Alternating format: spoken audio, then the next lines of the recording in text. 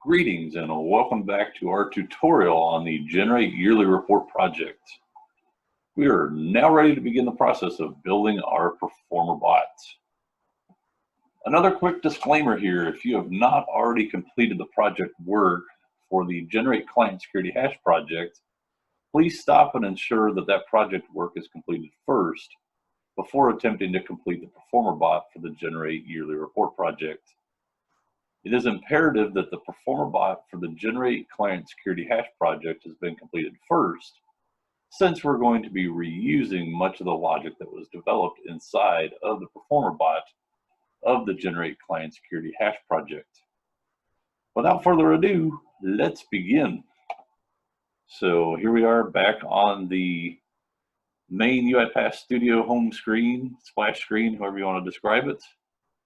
What we are going to do here, as we've done a few times in the past, this time going underneath New from Template, the Robotic Enterprise Framework. New from a template, Robotic Enterprise Framework. Again, this project name is going to be Generate Yearly Report. In this case, this is the Performer bot. Again, make sure you've got your path saved here. So we got everything in line here, same folder. On our naming here, we can kind of follow suit with what we've got. Where's our Performer for Hashbot right here? So we can almost mirror what we've got there. So Performer bot for, in this case, Generate Yearly Report. Process records from Orchestrator. Get hash value. No, in this case, it's not that. Get records from Orchestrator. At this rate, we want to generate, let me say, download all monthly reports from Acme One website. Concat, I'm going to abbreviate concatenate here. Concatenate all months into a yearly report. Upload yearly report. Get the hash value provided and update the work item detail on Acme One website. So kind of following suit with the final details there. Again, just kind of a brief description of what does this thing actually do. So I got a table here. Performer bot for the Generate Yearly Report project. There we go. So the path, leave it at the same folder level that we've done in the past. Generate Yearly Report. This is the Performer bot. And a brief description as to what this bot is responsible for doing. So again, make sure you've used the RE Framework template. Robotic Enterprise Framework, new from a template.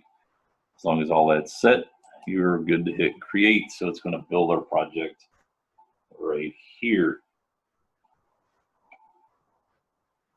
So as we've done in the past, we'll have a file that we can begin working with right out of the get-go. Once we get the project built here,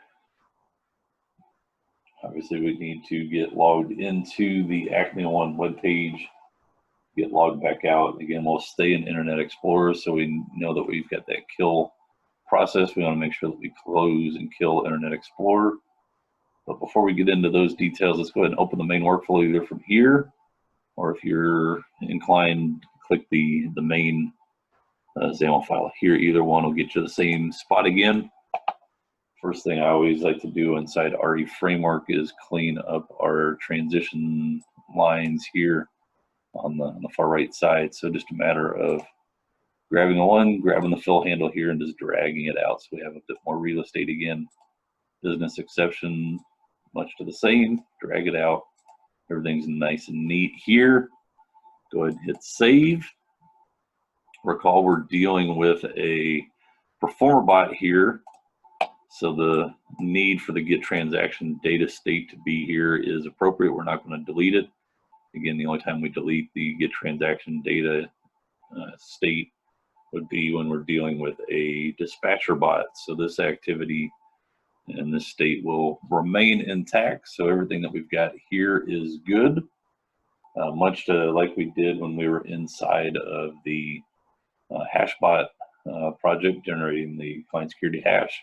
Once we moved these arrows around, we went ahead and attempted to debug the current project from main. Recall we're going to receive an error here, but the main example or takeaway that I'm trying to get at here is it's code fresh out of the box. We're not making any code changes, and our logic immediately works. Almost, obviously, with the one exception that I said was going to show up here. Again, this is in the get transaction item and stating that our queue name here does not exist, and that's because of our config file again. And then what's good news here is we can actually repurpose our config file once again. So we'll walk through an identical process to what we've done previously to bring in the config from before.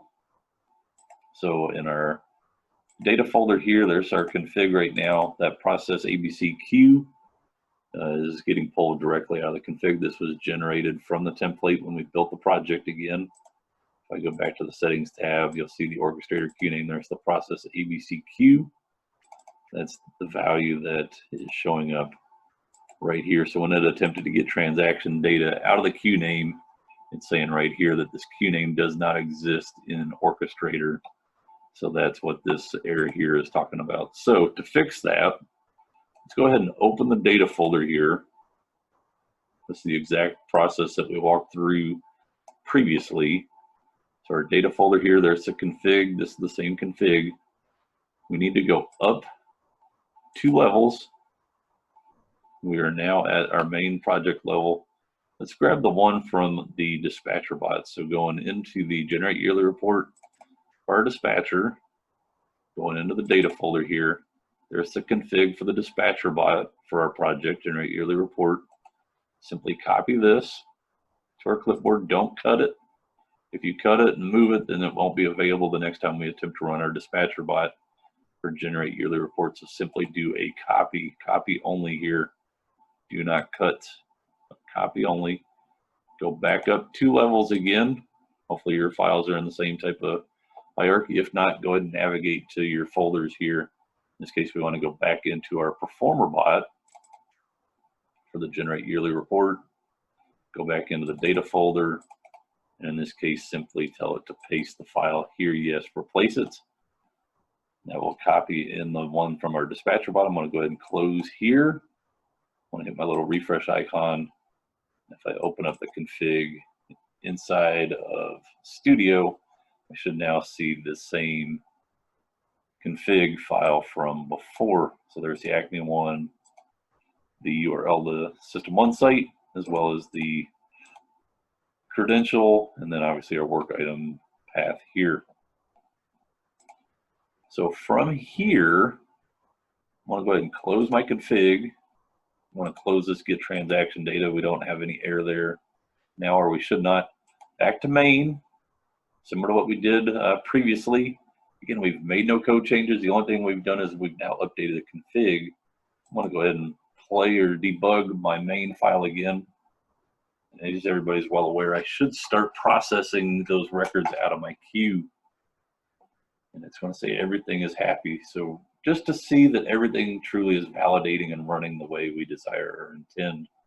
Again, this only works because I've got my queue already established from when we built the dispatcher bot and some of the work that we had done prior. Notice if I recall, I had 15 items in queue. So it's actually going through and emptying out my queue right now. It says everything's successful, and the reason why is we've added no logic to this automation yet. We don't have any logic to logging in or logging out or subsequently dealing on the processing side. But the good news is the bot has indeed successfully processed. It says 15 records, there's no data left in queue. So if we quickly peer out into the orchestrator queue, I'm going to pull up Explorer here. If I log into cloud.uipath.com, I think I'm already logged in still. If not, I'll need to get logged back in. Nope, I'm already logged in, so that's good. Go into the orchestrator down here below, and we should see that the orchestrator queue now is officially processed and 15 records were successfully processed. So going into my queues, I see no items remaining and 15 were successful. So my performer bot up until this point is behaving exactly the way is desired or intended. Now we just need to add the logic that's needed. We need to get logged into the Acne One webpage, and then obviously on the backend side, get logged back out of the webpage, and then subsequently add all the logic that's needed to process all of our transactions. So with that said, I want to minimize the data folder over here. We notice there is not a System 1 folder like we've had before. We do need one. We're going to bring in a handful of files from before when we developed our client security hash, or we'll pull from the performer. We'll pull some of those files in for this particular project. So first things first, I'm right clicking down below here, add new folder. Call this one System 1 again. Hit OK. So now we have our System 1 folder here. If I do another right click here, we want to import workflows. And these workflows here, I actually want to pull in from our performer bot, from our generate yearly report. So I want to go back into, let's see, I need to go up a couple levels here. Looks like one level up. Generate yearly report. It's looking in my dispatcher. I want to look for my, there it is, Hashbot here, and performer. I want to open up this one and go into the System 1 folder here. We obviously know with our dispatch, or with our performer bot, we don't need to extract client information. We know we're going to need to log in and log out of the System 1 web page. We know that we're going to be able to have a need to navigate to various pages within the System 1 web page. And the very last task that we need to do, we will need to go through and do the update logic. So the code that we built in our performer bot for the Hashbot project, we will also need to be able to do the same processing here for updating work items. So in our Hashbot performer folder, System 1 folder specifically, we're going to bring in all the files with the exception of the extract client information. So just a matter of clicking on one, holding down the control key, and clicking each of the other ones with the exception. Again, we don't need to extract client information. Now we're dealing with vendors. So we're going to have a similar file that we see here, but it's going to be specific now for the vendor information. So that's why we're not bringing this file across in this particular case. So go ahead and hit open here, and we should see the System 1 folder now is expandable. It has all of our logic for logging in, logging off, and then obviously navigating to and updating work item records.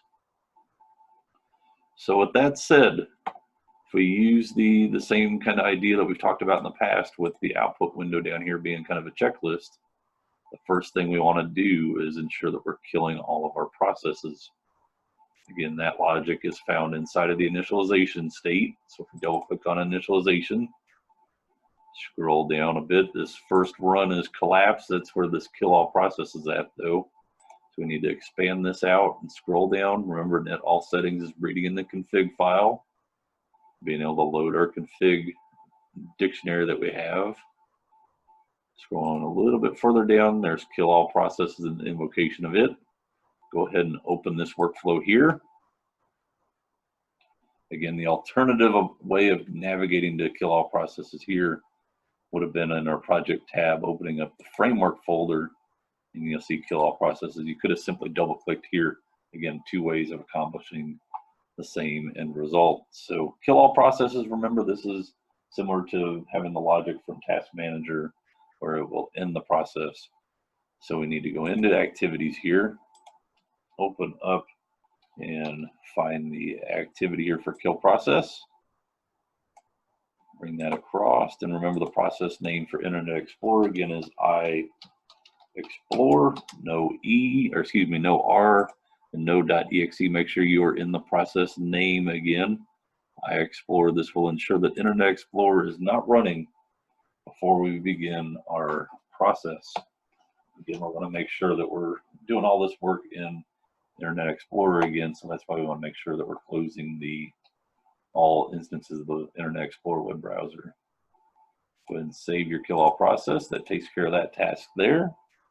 Opening applications. So if we stay inside of our init state and simply scroll down a bit further, you'll stumble across the init all applications. That's where we need to add our opening logic. So if I go into my project tab, again, inside framework, I could simply have double clicked on init all, or excuse me, not init all settings, init all applications here. Double clicking here or hitting opening workflow takes you to the same exact spot. So the only application we need to open for this process is the System1 web page, and we already have that code developed. Recall inside of our System1 folder, we have the System1 login, one that we built way back at the beginning when we developed our Hashbot dispatcher. This would be the 4th time now that this code has been invoked. So in this case, import arguments is glowing. It means we've got some values that are missing. Recall this needs 2 parameters. It needs to know what the website address is for the System1 web page, as well as what the credential value is inside of the assets and orchestrator to get the username and password back. Both values inside of config. So we got in config, again, lives inside of init all application, so we've got the ability to get there. I want to simply type it in this way for just a moment. I want to be able to then get the values out of the config here. So go back to data for a moment. Open up the config just to make sure I've got the same exact values as what's in the config, so I don't run into any accidental errors here. So System1 URL, there's the main web page address. So I need to grab the System1 URL here.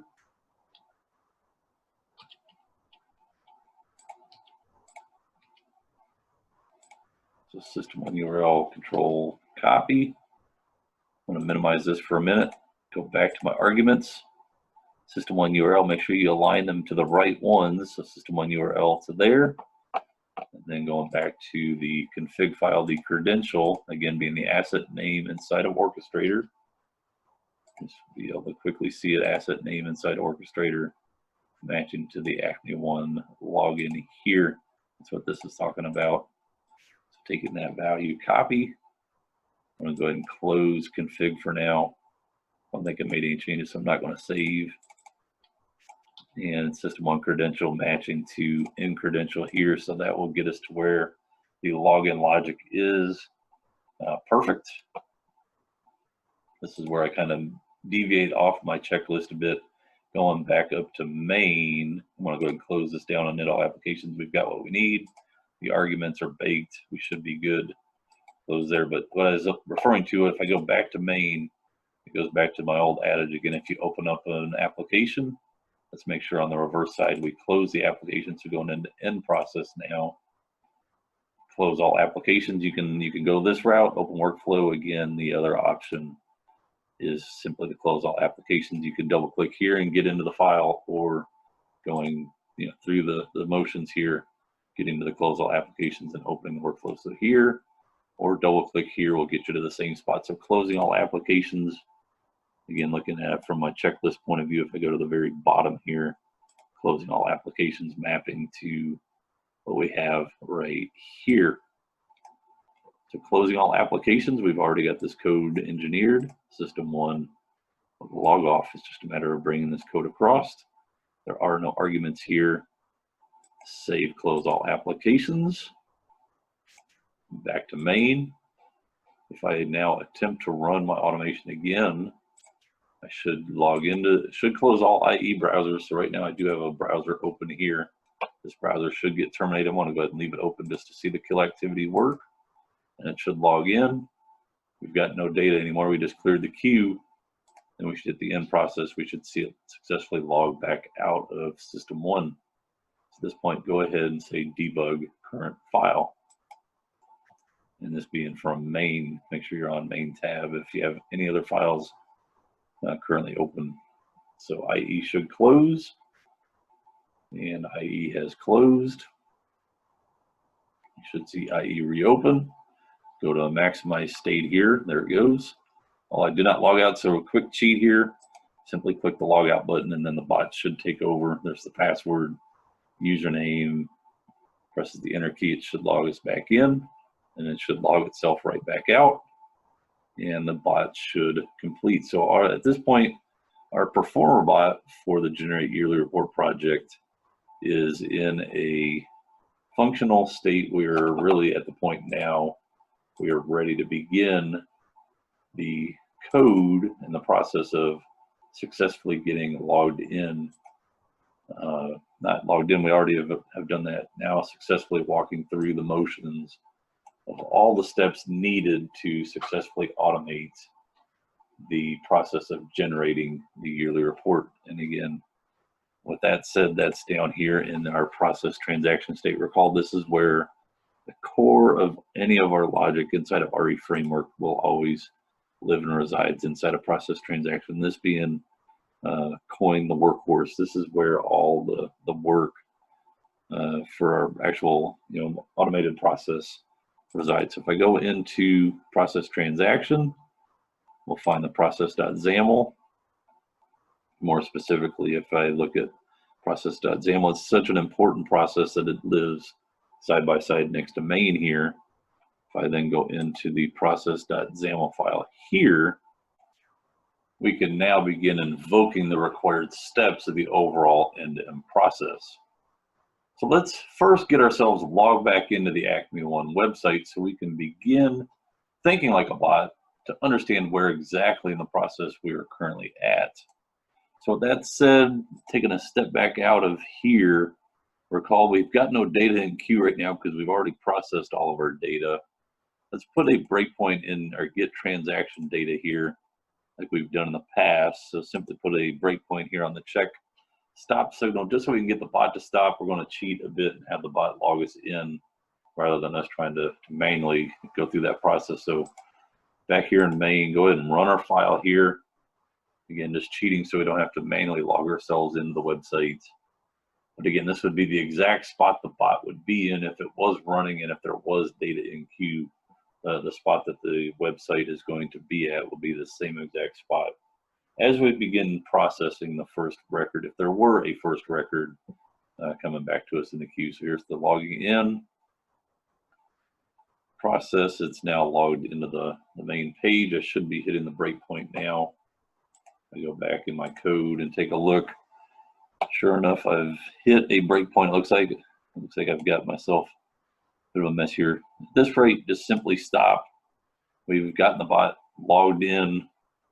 So thinking like a bot here, what are the steps that we have to go through right here? So I want to clear this breakpoint real quick, highlight their breakpoints and delete that one. We've got no breakpoints set now, which is good.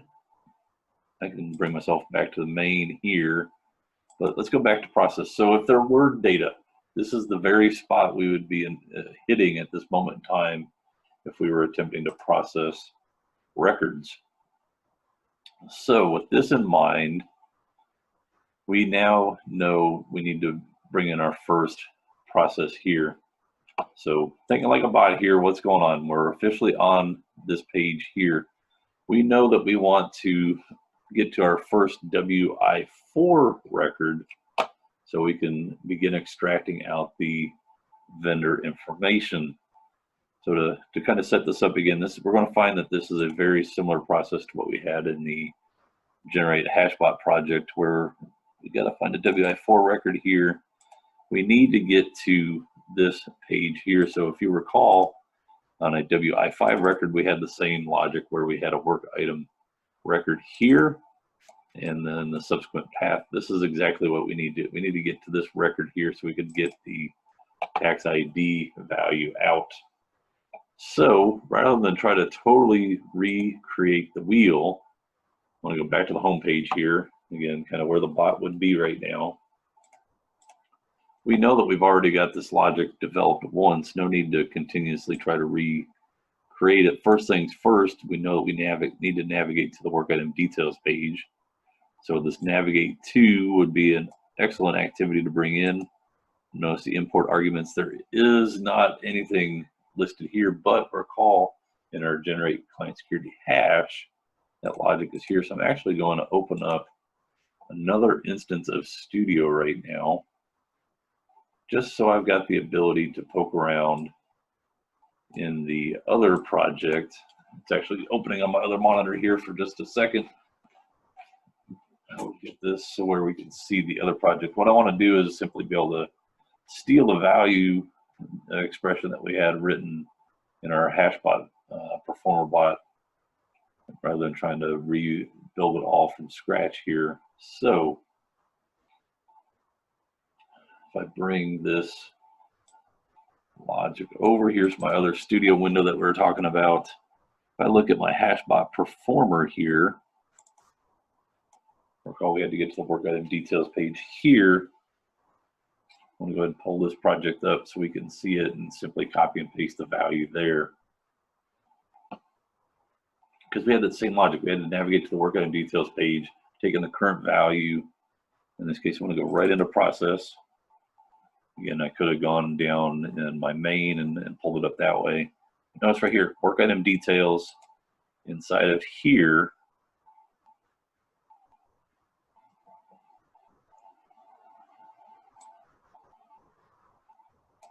I think I'm in another project here. Just a second, let me clean out of here. So my apologies on that. Let me back out of here, go to open. Make sure I'm in the same project that we've been working on. Documents here, UiPath, Hashbot, Performer, projects here. Get to the right project. The joys of building multiple projects all the time. Start getting these projects confused. Make sure we're looking at the same one that everybody's built as a part of this overall tutorial. So back in process here. And here we go. Navigate to, there's our argument. This is what we had built previously. There's the in URL. Notice what we did before we took the system1 URL, the work item path, and then the work item ID. That's exactly what's going on. So we can steal this line of code right here, go back here and paste that value in right there. So simply hitting OK. At that rate, the bot now would be sitting on, go back into work items here. Yeah, it looks like that might be timed out here. There we go, work items, WI4 record this time. Make sure you pull up a WI4 status record. Open this up so we can get to this tax ID. That's the value that we're going after here. Recall in our, looking back at the Hashbot Performer, in a similar process, we had the extract client information. Now we are dealing with a vendor information. So we need a file that we'll simply call extract vendor information. So hold tight here on this one. There's where this is where the bot would be right now. So again, kind of thinking like a bot. Doing this step here, the page that we're now on in IE would match. Notice we don't have the file here, so we need to create a new one. Add new sequence here. I'm going to call this one extract vendor info. So similar to what we had before. We call it info or information. We did call it information, so let's go ahead and spell it out just to be consistent here. So info should be information. Information here, extract vendor information. Notice this is going in system1, so we're good. Go ahead and hit OK here. Create. Again, our usual creates us the creates us the blank file here. Go back to process and make sure in our system1 folder we get the extract. Ooh, I should have called this one system1 underscore. That's my fault. Right here, we can do a quick rename. Let's put the system1 underscore in front of that. There we go. Extract system1. Bring this in and invoke it. Go ahead and save our little change here. Go back to our extract information. And this one's going to follow a lot of the similar logic to what we had inside of bringing our performer bot back here, extract client information. It's going to follow a very similar structure to what we have here. We're going to extract out the vendor information instead, write out the log, do the multiple assigns, and so on. So kind of using that as a model, the very first thing that we need to do is an attach browser activity. There's attach browser. Bring this in. Again, just so you can kind of see the comparisons here. There's the attach browser activity.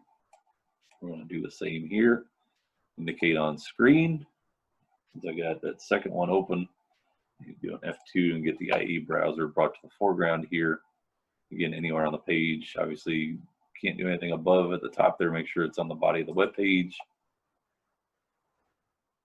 Do a quick look-see in on our selector. Make sure it looks good. Obviously, the only way we can get to the vendor information is if we're on the work items page. So I'm not going to worry about making any changes here. Then we obviously know at this point we want to get this text here. So that implies the need for a get text activity. So get text here, element control. Tell it to indicate inside browser. Notice I'm running that same exact problem I had before. I can get the kind of the column names here, but I can't get to the specific detail. So I'm forced to highlight and click the entire value. And for our output here, let's do a Control K and simply say vendor info. Control K vendor info, new variable. Save the text there. Hit our target here. Wait for ready to complete. Probably should look at the selector here. Obviously, this one looks really ugly. We got an IDX value. Let's bring this up in UI Explorer. We had no editable attributes here. It's again showing up on my other monitor. Drag it across. Is there anything that really hones in on the vendor information here? If we go up a level, we do have a name with vendor information. We need to put a wildcard in there, obviously, to make that a bit more generic. Let's see here. Really don't have anything too specific down on this bottom side. There we go. That looks better. That gets rid of the IDX value by making sure that I check the second row here. Obviously, the work items is inherited from above. Vendor information here, putting a wildcard in play right there. Hit validate. Looks like everything's good. Hit save here. If I highlight, we should still have that box, and we do. Go ahead and hit OK here. Selector looks good. We're getting the text. Wait for ready is checked to complete. And we're returning this back in vendor information. It's a good spot here for a log message. Simply to see what type of data did we return. Informational here, and simply say vendor info is and vendor information. So at this rate, we should be able to simply run the file to this point and see what type of results we get. And it looks like in our output window, just like what we have done before, we've got the tax ID, there's the name, address, and city for each. So I want to first toggle a breakpoint here because now we need to be able to extract that data back out.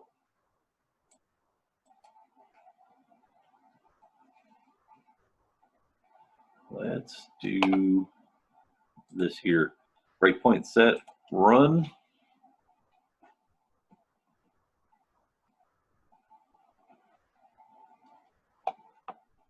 Okay, breakpoint set. What I want to be able to do here now is play with our intermediate window again. So obviously question mark, vendor info.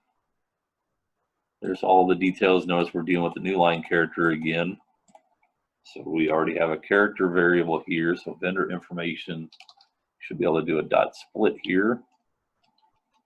Recall we used environment dot new line dot tochar array.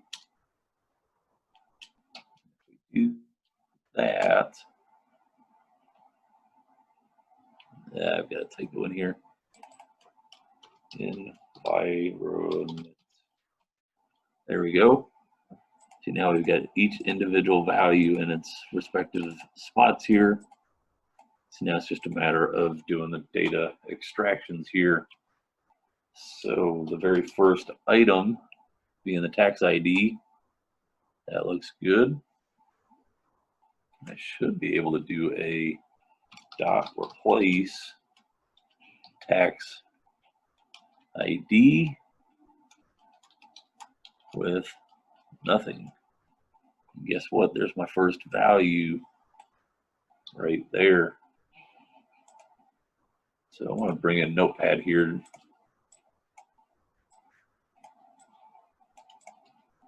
That is our first value. There's our tax ID by itself. Obviously, this is the important one. But recall, we want to make these dynamic. You know, what if we need to be able to pull additional vendor details? So don't give up just this easily and just grab this value and be done. Obviously, for our automation, that would be sufficient. But as you've seen, we've done a lot of reusability up until this point. So let's make sure that this logic will work across the board. So with that said, instead of 0, notice 1 is going to be blank. So I should be able to go to 2. That gives us name. So in this case, dot replace name with nothing. That gets us purple store. So I'm going to copy this to my clipboard. Come back over to here. There's name. And then same thing, 2, 3 is blank, so we'll go to 4. Looks like address is the one we want to do here, so dot replace again. Say store, or excuse me, address. And replace that. That looks good. Notice I grab everything just so I've got a visual cue here as to what's going on. So back in Notepad again. Got our value there. 4, 5 is blank, and go straight to 6. So city Berlin, being Germany here. This is where we need to do another dot replace and say city and enter. So Berlin, Germany here. Copy that value there. Back to Notepad, and we've got all of the values here. Tax ID, name, address, and city. There's our tax ID, name, address, and city. So now it's just a matter of bringing in a multiple assign and having access to all of these values. So go ahead and stop my bot here. Let's bring in our multiple assign as we had mentioned. I can clear my breakpoint here, by the way. We set that so we can hit the intermediate window, be able to extract out the values. So bring in a multiple assign.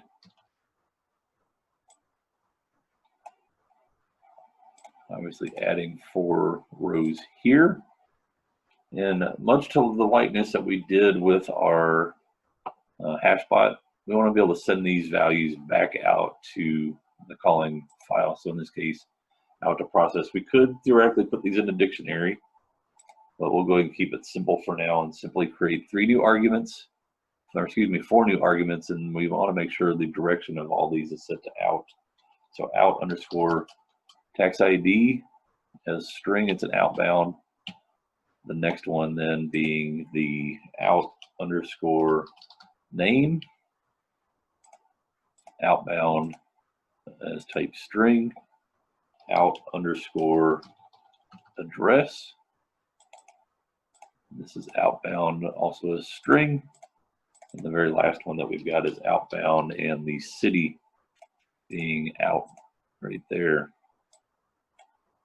So then in our multiple assign here, simply referencing all those variables. So out tax ID, out name, out address, and out city. And then this is where our notepad really comes into play, taking the tax ID here, the tax ID there, back into notepad again, taking the, make sure you don't grab those question marks, by the way. I don't think I grabbed it on this one. Make sure I didn't paste it in here. I did not. That second one here was for the name, so paste that value in, address being the next value. Copy that without the question mark, paste in address, and last but not least, the city without the question mark at the beginning. And everything looks happy here. We need to make sure our output looks good, so let's bring in another log message activity. Informational here. And simply denote tax ID is, in this case, out tax ID. It looks good. Then we can just copy and paste these. Copy, paste 3 more in here. 2 and 3. Now it's just a matter of updating.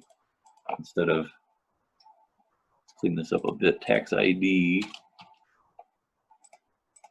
Instead of tax ID on this one, let's make this one name is, and replace that with name. Tax ID, replace it with address. And then the very bottom one down here, replacing ID with city. So if we run our file now, just a single file, be able to test each one of these individual files here. Are we indeed getting the results desired? So looking at the data here, tax ID DE232, Purple Store, address is, and city is Germany. No dropping of any values. We're getting 100% of the text, so everything looks really good as it pertains to the extract vendor information. So go ahead and save that file. This file appears to be done. Notice when we come back to process though, it's complaining again. The complaint here being we've got our 4 new arguments here that need a home, a place that that data can reside inside of process. So we know outbound directions here, the data is going to live in here and send it back to our value. We need a place to catch it or hold the value. So in this case, we will have tax ID, doing a control K on each one of these. Obviously, we'll get the old blue dot saying the variable hasn't been declared yet. Let's say vendor name here. Actually, you know what, tax ID up here, vendor tax.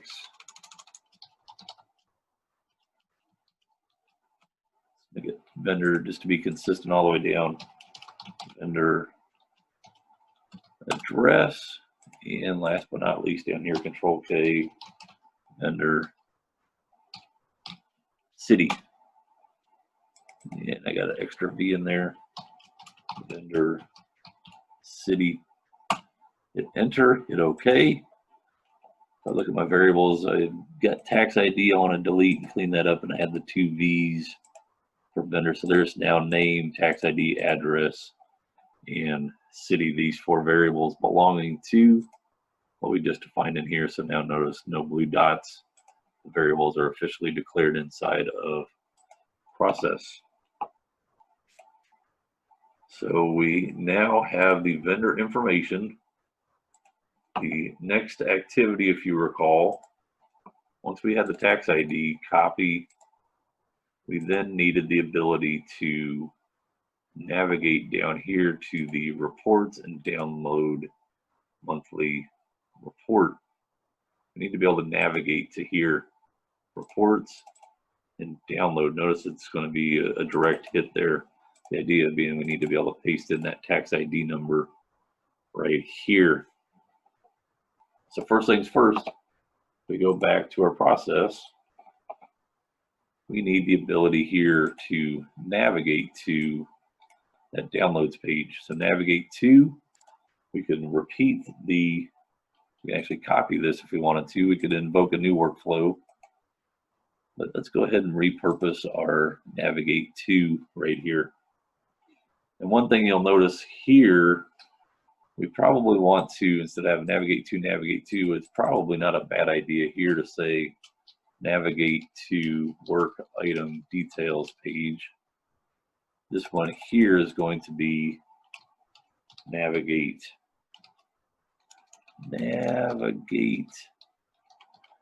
to report downloads page. And inside of our arguments, obviously we don't want to go to the work item details page now, but we'll be able to reuse some of our logic here. Obviously we still want to stay on the Acme One site. We don't have a work item ID need here, so we're going to delete that out. The main thing here, instead of work item path, we need I'll go back to my web page. Notice it's now, what is the reports path? So right here, which obviously you can see this is where we're going to need to work with our config. Instead of work item, let's change this to be, is it report or reports? It says reports plural, so let's be consistent for now and say reports path.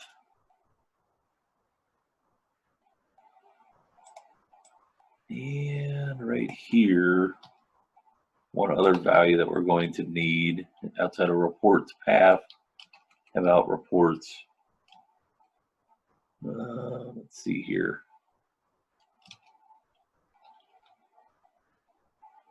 We'll say download here. So what I want to do, I want to copy these two values just so I've got my keys referenced here. Go ahead and hit OK here. Go back over to projects, my data folder. Need to pull the config file back out.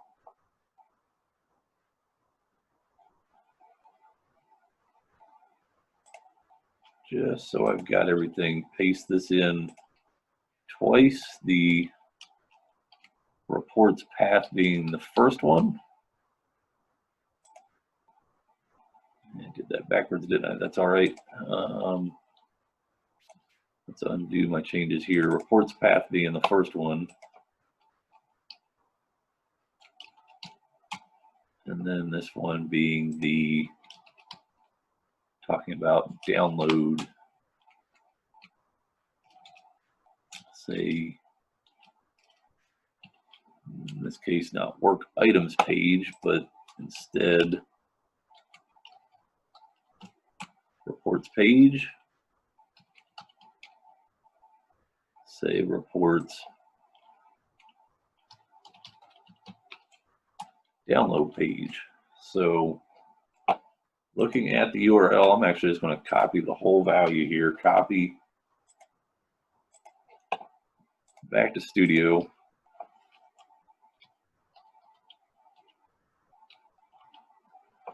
In this case, download being just that. We already have the URL. So what it's going to do is concatenate this value slash reports slash and then download. That's how this is going to work. So if I save here, everything should be good. When I do my navigate to, I should get in the right project. There's my in config, taking the system1 URL, then concatenating the reports path in, and then the reports download string. So everything is here, it's all in the config. I can reference those values out of the config. If anything were to change on the URL, I can simply update it in the config and not have to make any coding changes. So it should successfully navigate me to the reports download page, which again should take me to this screen here. From here, we know that we need to begin populating the tax ID extracted from the work item details page as it pertains to the vendor tax ID, and then traverse through each month and finally select the previous calendar year from the respective drop-downs. Looks like we're going to need another new XAML file in order to pull this new logic off. So let's jump back into Studio, come down to our System1 folder here. And from here, let's create another new sequence. So right-clicking on System1, add new sequence. Let's call this one System1 underscore download monthly reports. We're officially on the download monthly reports page. In the System1 folder, System1 underscore download monthly reports. And click create. There we get our blank file. Again, let's make sure we get our new file invoked first. So going back to process here, download monthly reports. Again, navigate to reports download page.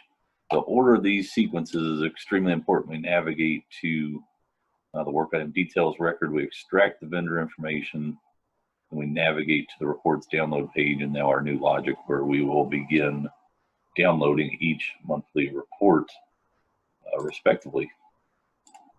So we've got our file invoke. Go ahead and save here.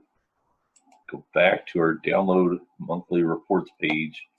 First thing we want to do is an attached browser to make sure we are indeed connected to this respective page. So bring in an attached browser activity. Again, indicate on screen, and we should be on now the download monthly report screen. Edit my selector here. Looks like download monthly report is good. We know this is the exact page we desire to be on. Selector is happy. So we're good to go here. We know the very first thing that we need to do when we get to this page is to type in the vendor tax ID. So we know that that value lives inside of process. So we need to have a new parameter here. So new argument, new parameter here, in underscore, we need to get into vendor tax ID. It's going to be inbound from process into here, and it is of type string. So go ahead and hit save here. Process, when you go back, there's our error in vendor tax ID. There's the new argument that we just defined. On the value side, recall we got all the vendors here.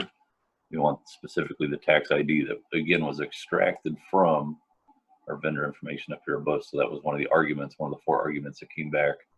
Vendor tax ID now goes into right to left across this page into the vendor tax ID. So we officially have that value when it's safe, so we don't lose our new argument there.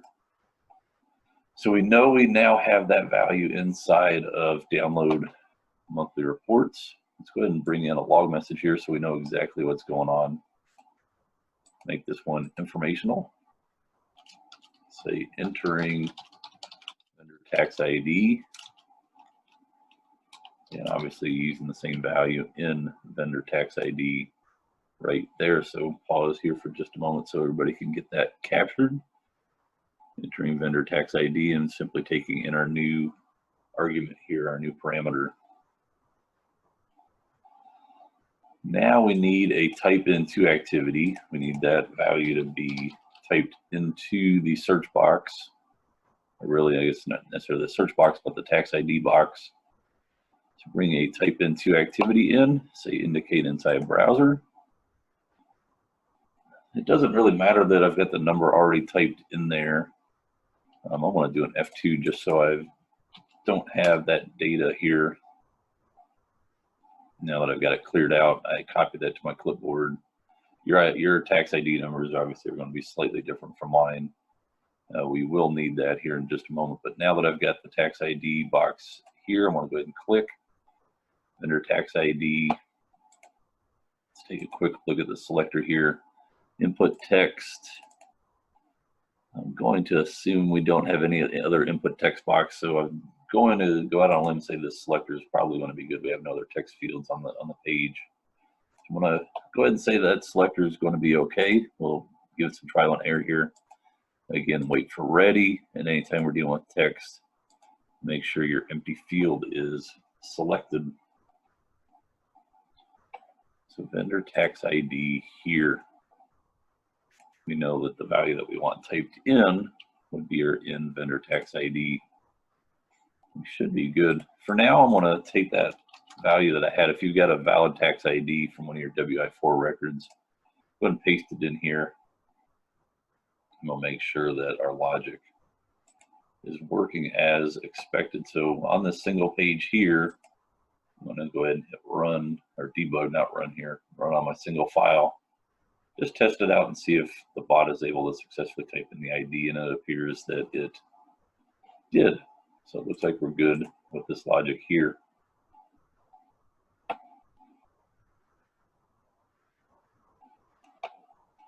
All right, so here comes a moment of playing around with some logic here. We know the next item on the screen is to specify the month, but we know we're going to have to go through each month one at a time. This is a case where on the other side, I know that we only need to select the prior year one time, a single time. So with that said, I'm actually going to skip over the month logic for a minute and go directly to year. And the reason why is I only want to specify this year. I don't have to go through the process of clicking year every single time in each one of our records that we're going to be processing. Let's go ahead and get the ID entered, get the year set, so then we can begin traversing through each one of the month records. Again, saving us the need for having to come in here and continuously click on the same exact year over and over and over again.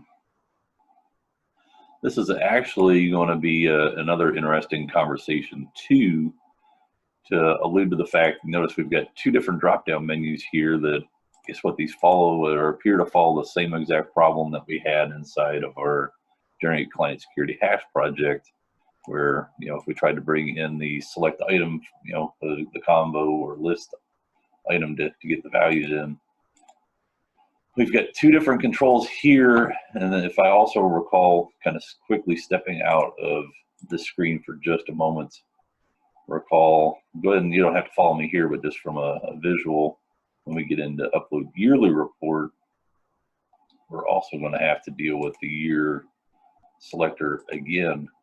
This starts implying to me the need for some potential code reusability here. And I think we need to make these a bit more dynamic. Let me go back to download monthly report. What I'm wanting to do here is make the selections here a bit more generic, so I don't have to, you know, code 3 different times the same exact logic. Then obviously if the web page changed, the ability of being able to set these values, be able to make one change and hopefully have it work across all instances. So to do this, I want to build kind of a little reusable type component, so I don't have to build the same logic multiple times over again.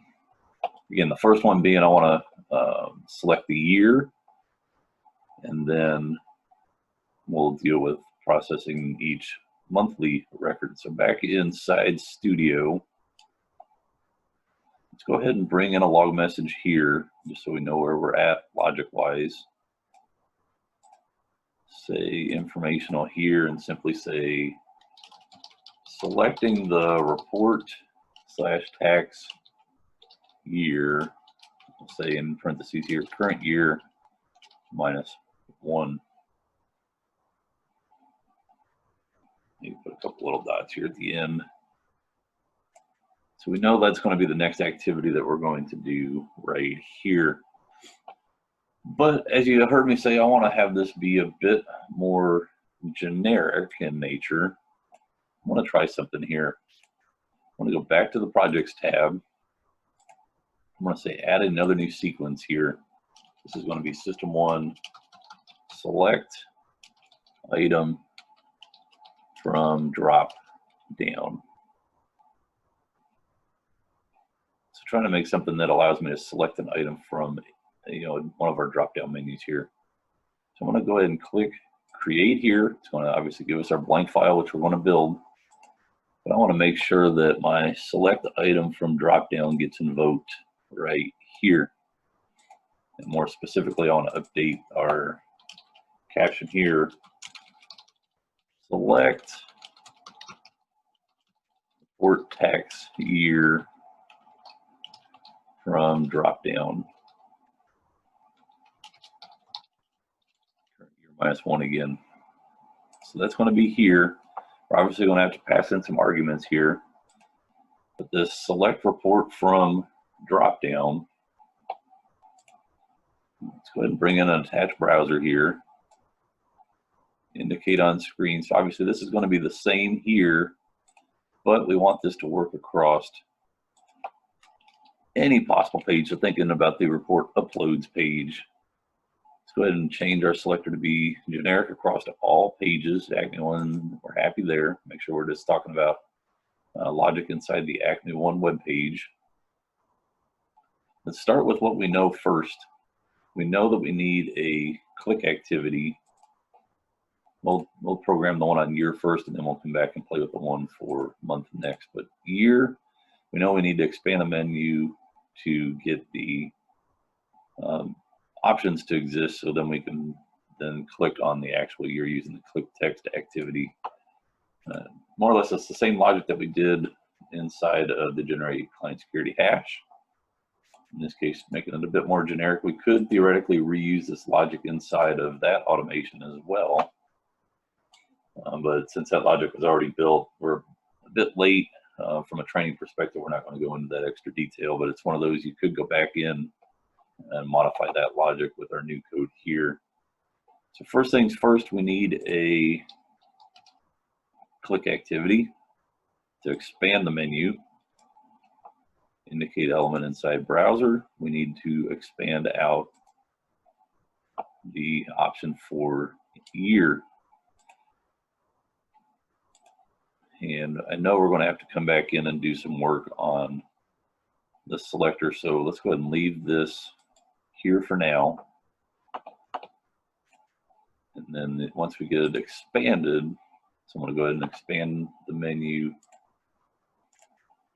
You heard me say we wanted to do a click text, so I'm going to go a bit deeper here. Click text activity. Also indicate element inside browser. This is the one we want to make sure we grab the entire box here. So kind of down here in the bottom right corner, it's got all the values. I'm going to go ahead and click here.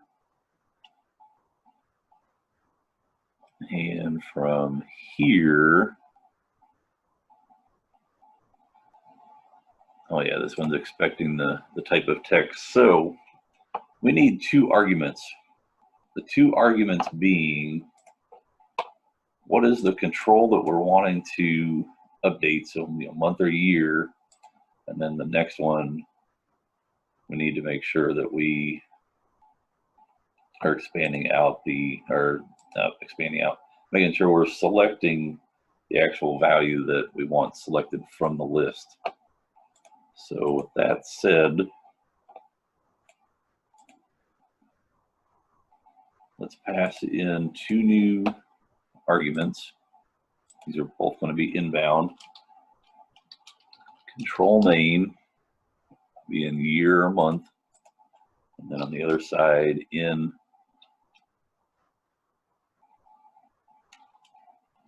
item to select also as string. In control name, let's go ahead and do this for now. The first one we know is going to be year, and we know in our particular case here, we want to have the year be 2020. So just setting some default values, because now we're going to have to play with the selectors and make these selectors very generic. So our first one being year up here, edit selector. No doubt we're going to have to go into UI Explorer. Make sure we're talking about in control name. I have to come back and re-reference that. So inside of here, let's see if we can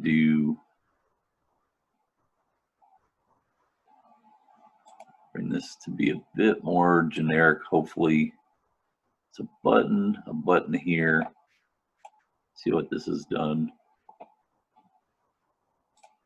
So we're still on year, which is good. But let's make sure, here we go, control year. And what I'm trying to do is get to something that very explicitly is calling out the year here. So that looks good. Let's validate this and see, is it still, and it is, it's awesome. We've got the, in this case, I think we could even get rid of the colon here, validate. If I highlight, we're still on year. So now we need to make that year dynamic. And this was in control. I told you I was going to forget it. In control name, in control name here. Control name, and close our curly brackets. If I validate this here, the in control name now being year, if I highlight, notice year is selected, so that looks good. Let's go ahead and save this. Go back to Studio. Now let's test it out the other way real quick. So instead of year, the other control there was month. So if we go back into my selector now, in control name is month, it's happy. If I hit highlight, notice month is now selected. So my dynamic selector here is indeed working for opening up that menu. I want to change month back to year. Let's play around with this selector now. This one might become a bit more problematic. We'll see. Obviously back inside UI Explorer. Should be actually a pretty similar selector, hopefully. Let's bring this across. Let's make sure that our year is expanded here. If I highlight, hopefully it's got it. It has it here, so that looks good. I'm going to go out on a limb and say the year is up top here, and it is. Bring in the AA name on it. I'm going to turn this highlight off here. It's kind of getting in my way. Take this all the way back down to just year. Our AA name here, I shouldn't say AA name. We need to have drop down menu open, I believe, is the one we need on this bottom row.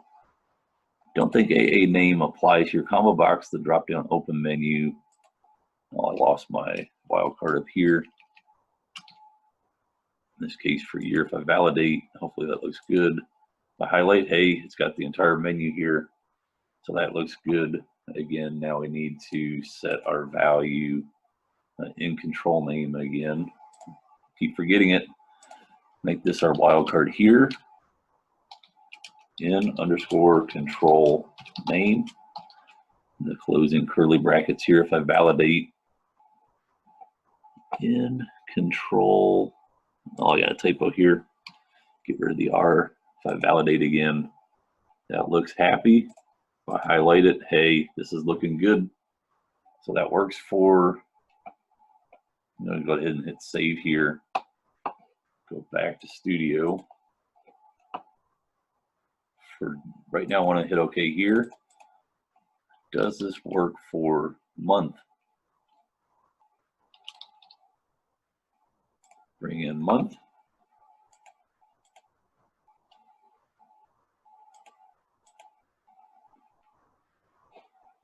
Let's edit the selector here. And control name still looks good. If I expand out the month here, if I highlight, hey, look there, it has the entire drop down for months. So it looks like our selector at this point is good for each. The other thing that we want to do from a selection point of view is to say, not in control name, this is going to be what is the actual item that we want to click on this side.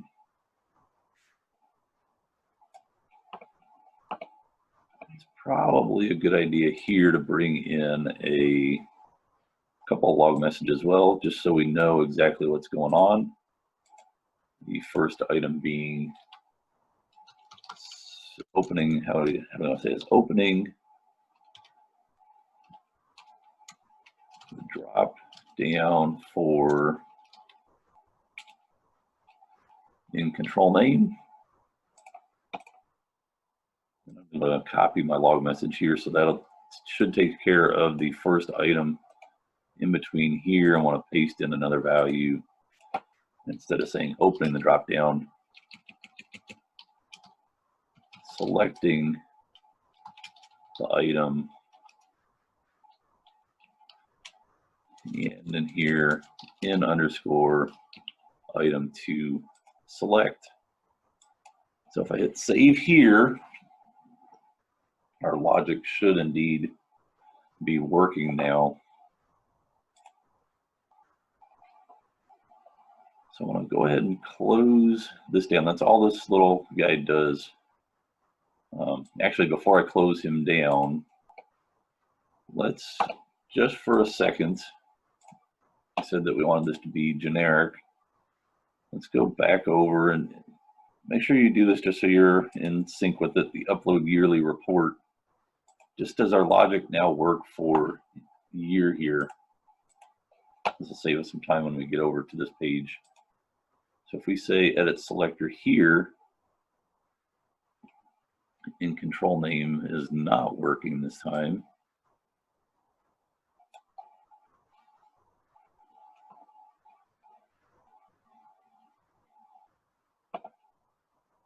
Acme system, div button, we don't have the year selector working here, so let's try to figure out what might be going wrong here.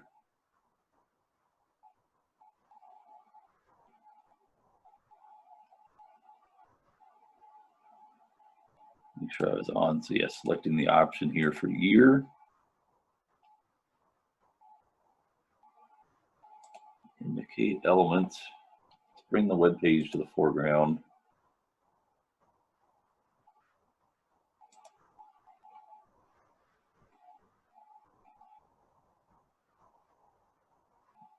Go ahead and hit cancel here. I don't want to lose the work that we've already done. Button, we got button type. Let's open up in UI Explorer here instead.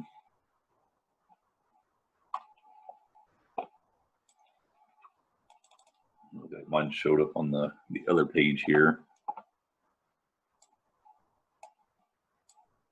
I'm going to copy these two lines just so I don't lose my work here accidentally.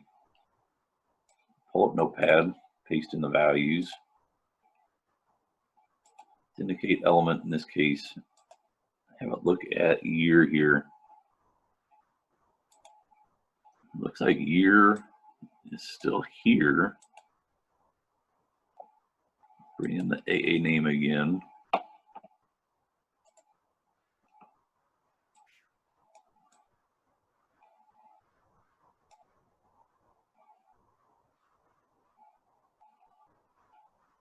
Yeah, button, button, button.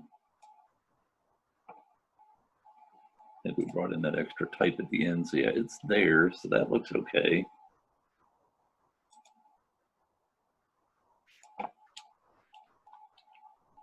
Oh, you know what? Did I have, it just dawned on me, we still had this set on month, I believe. Hang on here, arguments. Hey, looky there. I just caught a huge mistake. Bail out of here, cancel out. I think our logic is fine. As I poked around in there, selector was not saved. No, I don't want to save my changes here. Month doesn't, that's not a drop down on this page. Change the default value here. Now I think we're going to be fine. Edit selector. Hey, looky there. If I highlight, it's got the year. If I expand out the year now, excellent catch there. And how I caught that was as I was poking through, I'm like, the selector looks exactly right. And then it dawned on me that I had the selector set for month and not year, or I should say the default value. So changing that now. Now let's just make sure the other side looks good. It validates if I highlight. All right, so our logic here is good. One other thing I failed to get here is set our wait for ready to complete on both of these. So really quick, set your wait for ready on both these click activities to complete. Go ahead and save and close this guy now. We know that this is good. Now we can go back to, yeah, as soon as we go back, notice it's asking us now for the arguments. Download monthly report. Notice it's taking the default value here. Let's go ahead and take these default values out. Go back to arguments. Delete that and delete this. Save that file. Come back here. Import arguments will be blank now. The control name for this one, we know that we want year, and this is going to be, we need to make sure that it matches case sensitivity wise, so capital. This is going to be one of the rare cases that we can actually hard code values here, and this is all because of the way those selectors are engineered. If we run into a problem where these selectors fail later, we're probably going to have to do some code changes to make them work, which may include updating values here. The item that we want to select here, it needs to be the current year minus 1, and there's actually, if we do in parentheses here, say now.year, that returns back the current calendar year. If we do a -1, it will subtract 1 year. And the reason I put it in parentheses here is I need the ability to do a to string. This will ensure that we always get the prior year loaded, and that should take care of selecting the year for us.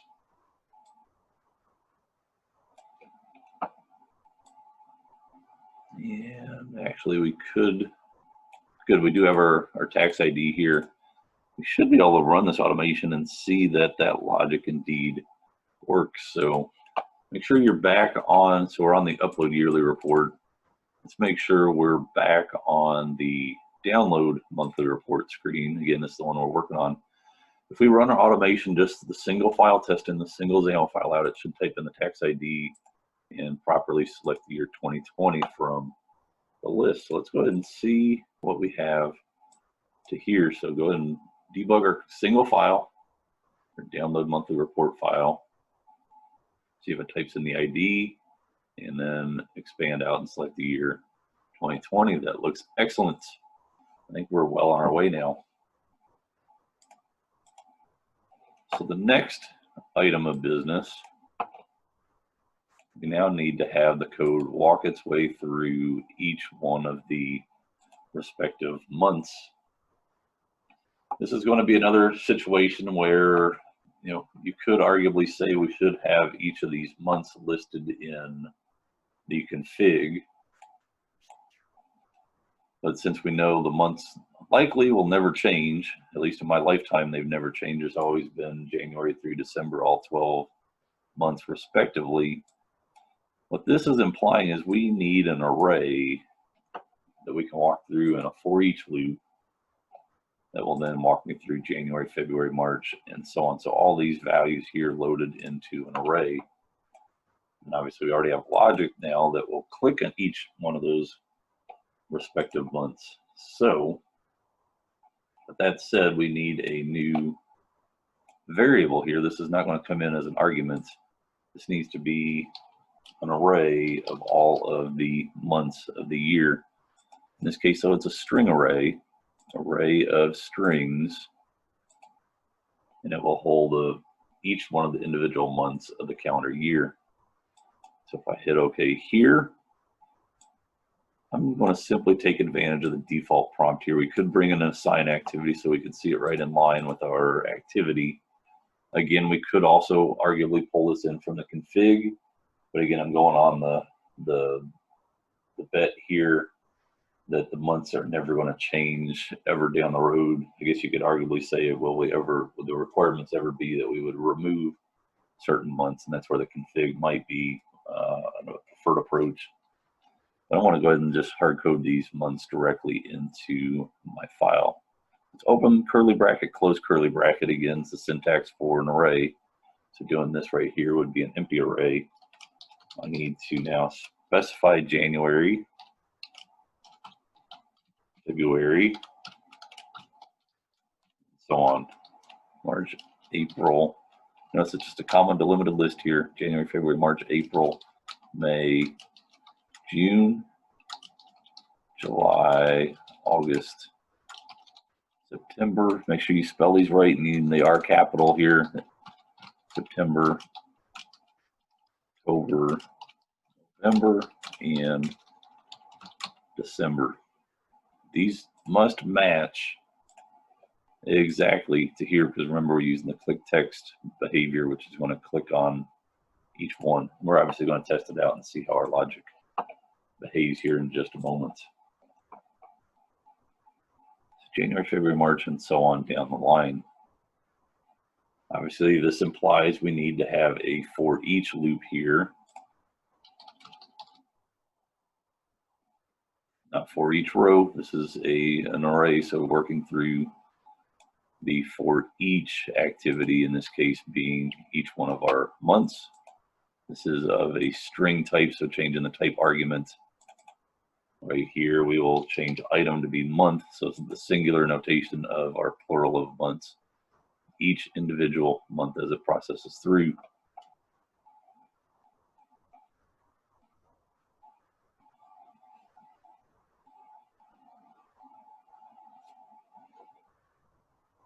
In here, this is where we can bring in our select item from dropdown again.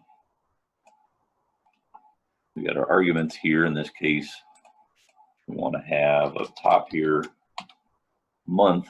This needs to match again exactly what's on the interface.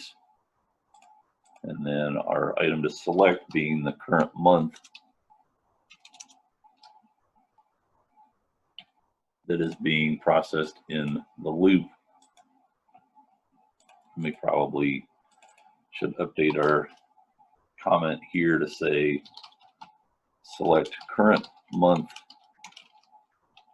from for each loop.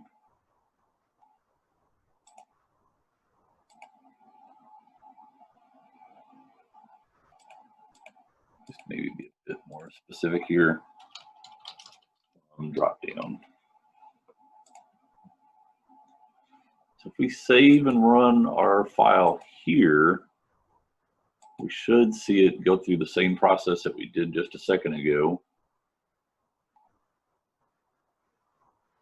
Type in the tax ID, select the year 2020. Now you should see it go through each month: January, February, March, April, May, June, July, August, September, October, November, and December. If you had any errors as it was going through each of those respective months, that would be a situation in which you need to check the spelling or capitalization of the month that's in your array on the particular month that has failed. And now once we have the month selected, so this is exactly why I put the other two outside the for each loop. Only need to type the tax ID once. Only need to select the year once inside the for each loop. Obviously this is going to be each month. We need to, once it's picked a month, so starting with January, we need to click on this download report button. Is there a report that needs to be downloaded, yes or no? Going back to Studio, once the month has been selected here, we need to click activity. Regular click here being for the, and this is going to be in our for each loop. We're going to do this for each and every single month that's being processed. Indicate inside browser. So notice this is right after our current month selection here. Indicate inside browser. Click on the download report button. Let's get our wait for ready to complete. Take a look at the selector here. Button for download. This looks really good. Obviously, the only way we're going to get that is on the download page. So we're good here. Make sure wait for ready is turned on. We should now begin being able to walk through our logic for each report. So first things first here, we know that not all months are going to have a report. So let's start trying to identify a situation like that. And mine happens to be January has no report, so this is excellent. If your January has data, go ahead and ignore the download, change your month, and get to the one, get to a month here that does not have report data available. I just happen to get lucky that my January one does not have data. From here, we need to be able to handle this message box as it pops up on the screen. So right here, is there a report, yes or no? To leave this box up on the screen, we need a element exists activity here. Does that text box appear on, or the message box appear on the screen? So element exists underneath the download report. So indicate inside browser. I want to click on the entire message box here. I believe this is what we're looking for. Well, notice here, it gives me no selector, so that is not right. I'm going to delete my element exists here, bring a new one back in. Indicate inside browser, I'm going to do it just below the title window, right here. Edit selector. Message from web page dialog. This looks pretty good. We got an issue with the web page. Set our wait for ready to complete. One other thing here though is this timeout. If for some reason we actually have a valid report, this box obviously does not appear on the screen. So let's narrow this timeout down to just a matter of seconds here. I want to tell it to wait 5 seconds. If you don't see it after 5 seconds, we're most likely on a download. Again, making sure wait for ready is complete. The element exists here always has an output of is it here, yes or no, a Boolean value. So let's do a control K in here and say bool no report and press enter. So notice it's created us a new Boolean variable here. Let's set both these scopes all the way to the highest level I am here. Even our array, set both of these at the higher level. Anytime we have element exists, we need to validate what's going on with our behavior here. Did we find the report, yes or no? That implies I need an if activity. We need to check the condition, what's going on. So immediately after element exists, did we have the report, yes or no? So checking bool no report. If this message box popped up on the screen, this is true. We need to be able to handle the activity accordingly. So down on this side, I think it's really just a matter of putting in a log message.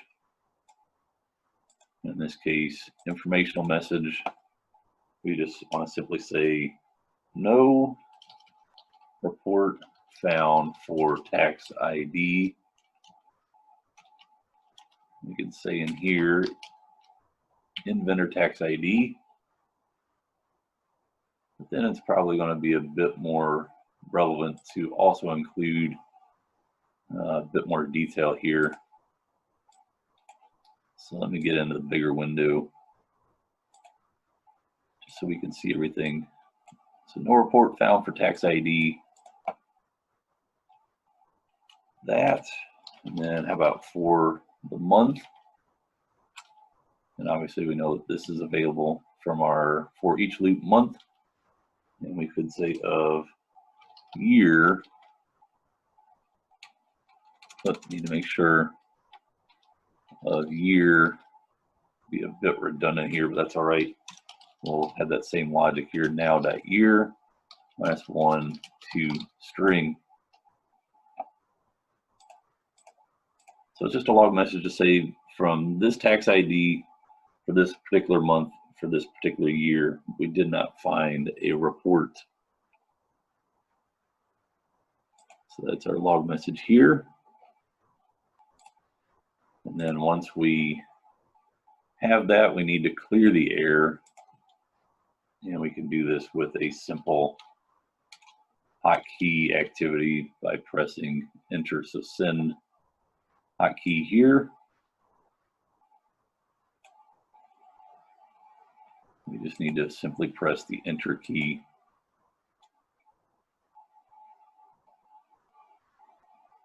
Enter, enter, enter. Where are you? Right there you are. We don't need to indicate this one inside the browser, I don't believe.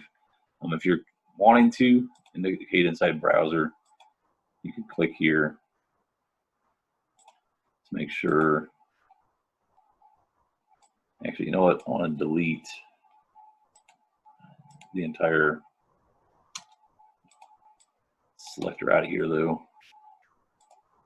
Doesn't necessarily need to be there, and it needs to simply have the enter key. We'll have this for the informational message. Let's go ahead and hit save here. And for now, just so we can see our logic here, let's bring a log message in on the other side.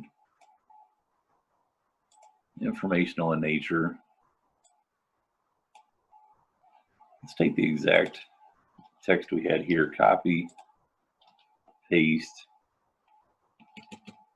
get rid of no, and just simply say report found for the tax ID over on this side. Save, and go ahead and hit run here. Obviously, I got to clear this OK box really quick. It just dawned on me I left that on the screen. Manually clear it. There's the tax ID. Selects the year 2020 again, January. Now we hit the download. The message box appears. It did not clear. Well, we got the 6 seconds, right? Well, no, because it's here. It should clear it. In this case, it does not appear. I want it to actually hit the enter key here.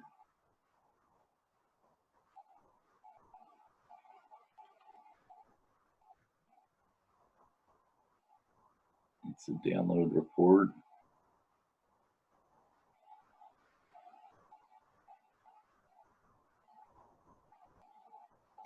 Looks like I got some issues here to contend with momentarily. I want to stop my automation here for a minute.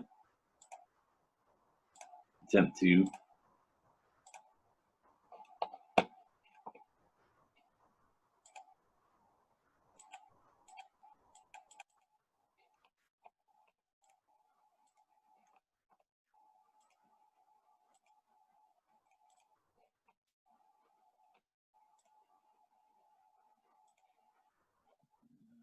Having an issue getting back to studio here. And try to drag that over and stop here. All right. I'll look at my logs here really quick. So there's tax ID year -1, selecting the year. Did not find January, that's right. Working through February. All right. I think we're in the neighborhood. Obviously down here I did not have. Back into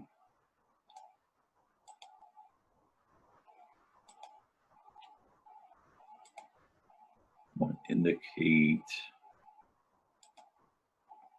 element again on this one. See if I can get January to show up again. There's the selector that was there before. I want to bring it back. It looks like maybe I do need it. Download monthly report. It's cleared here. I want to reload this page. This is really a better case. This is exactly what the bot's going to see when it gets here. A blank page. Let's run the automation. Single file here, not the whole thing, just testing the single file. Let's see what type of look I get here. So it types in the tax ID, grabs a year, grabs a month, download. There's the pop-up. It did clear this time, so that's good. It looks like I need the selector. Obviously February, it's going to time out after 6 seconds. Obviously here's where we're going to have to build some new logic. Looks like March does have data. Looks like we're well on our way.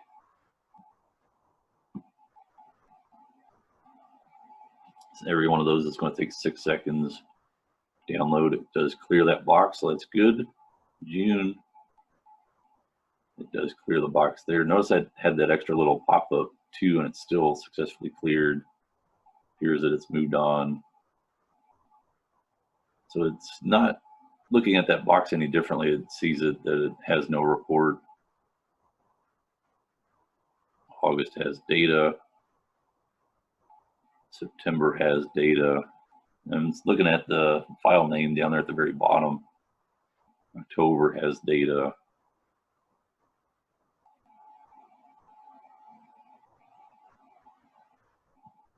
November has data.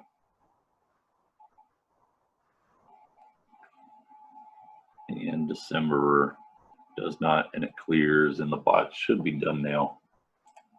So my mistake on the logic here, it looks like the selector is needed here to hone in on there. This is not going to be there because the message box isn't there. But I digress a bit here to say make sure you've got the selector here properly set up. And then we should see in here, open the drop down for September. It says report was found for September. No report found for December. So it looks like the logs are good. January had no report. So if I go back to the top here, opening up, selecting no report found. So this is looking good. We now need to start adding code down the other path over here when there is a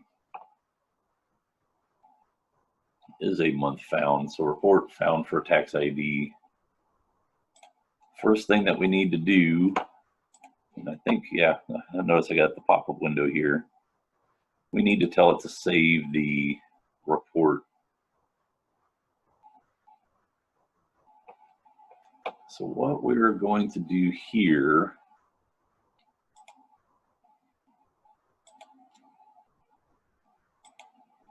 first thing first, we need to have it expand here so we can get to the save as option. So if you don't have, let's go ahead and do this. I want to go ahead and clear all of my months here. Grab a month that had data. I think August had data for me. Download a report.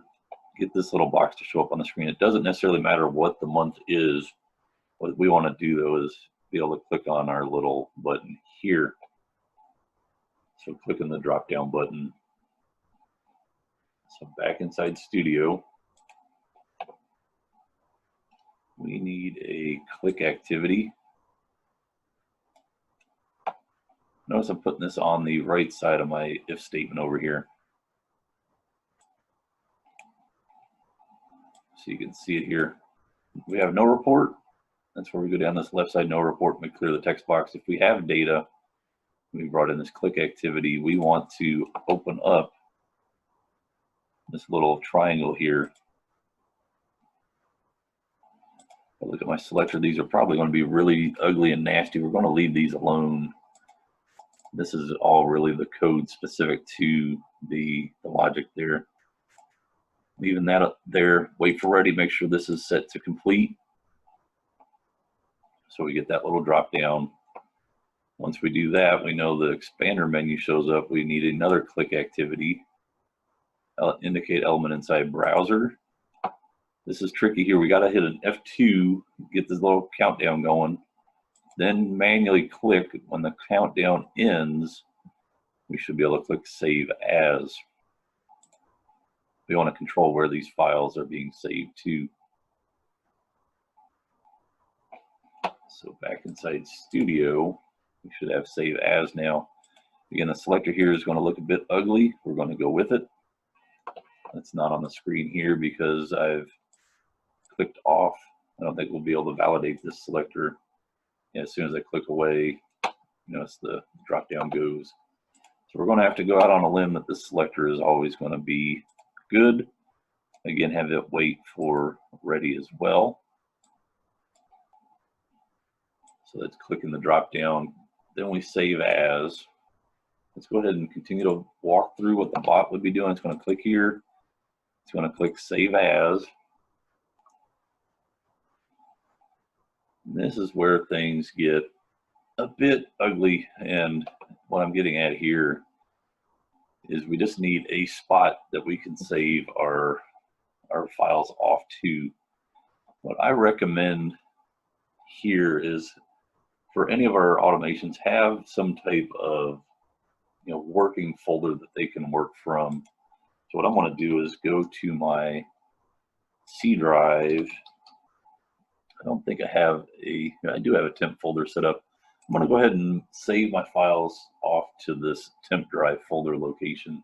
Just a spot that we can download the file to, save the file, and then ultimately we'll delete all the files back out of here, but we need to have a nice clean spot that we can tell the bot to begin building a file. So with this in mind, we need to have a way of downloading the single file. We really don't necessarily care about the month, but we want to tell the bot to save to our temp folder. And let's just call this one CSV download.csv.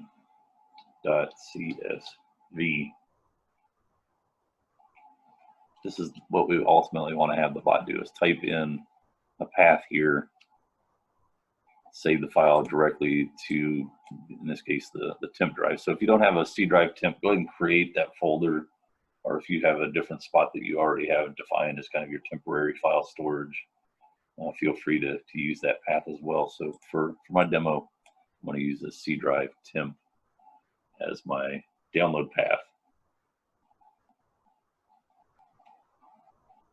Again, this value could arguably be inside the config. I'm going to go ahead and leave it hard-coded here.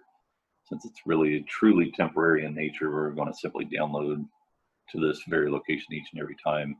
But just to be transparent, this would be a case where you could arguably use config as well. So what I want to do is copy this value. Hold off on that for just a moment, but I should have stayed here.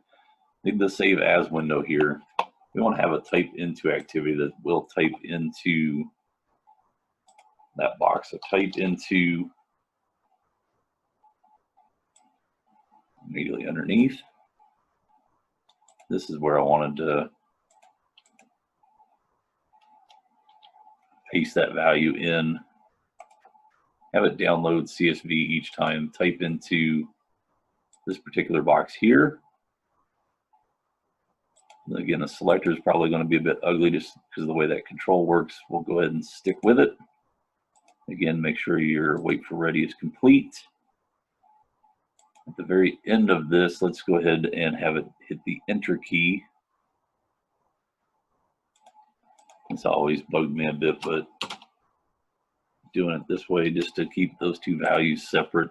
Not required, it would actually work just fine the way it was entered, but in this case, typing it to our CSV download.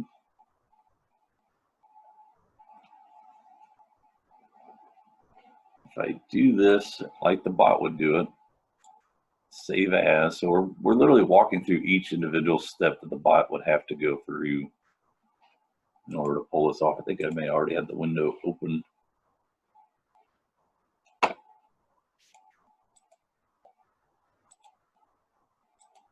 Yeah, it's hiding out underneath here. Don't need this anymore. Don't save that.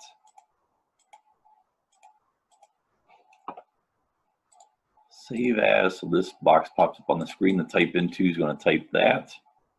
We said it would hit enter. Once we have that done, we need to hit this little close box up here once the report has been downloaded. So push button to close. This will be a click activity.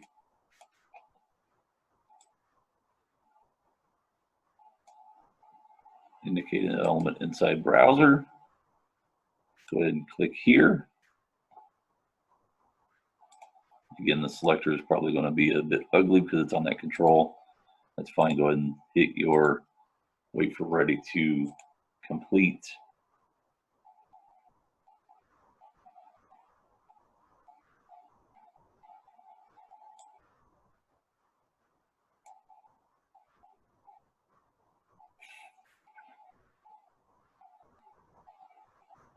All right, so for right now, let's go ahead and see if this logic is indeed working. So we want to go ahead and hit save here.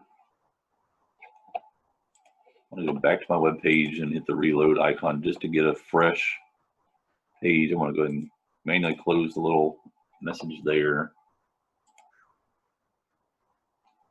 I also want to open up File Explorer and navigate to the temp folder here.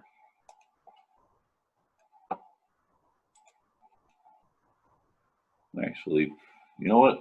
I want to run into a problem if I attempt to run this right here. And this being because I've got the download file is already here.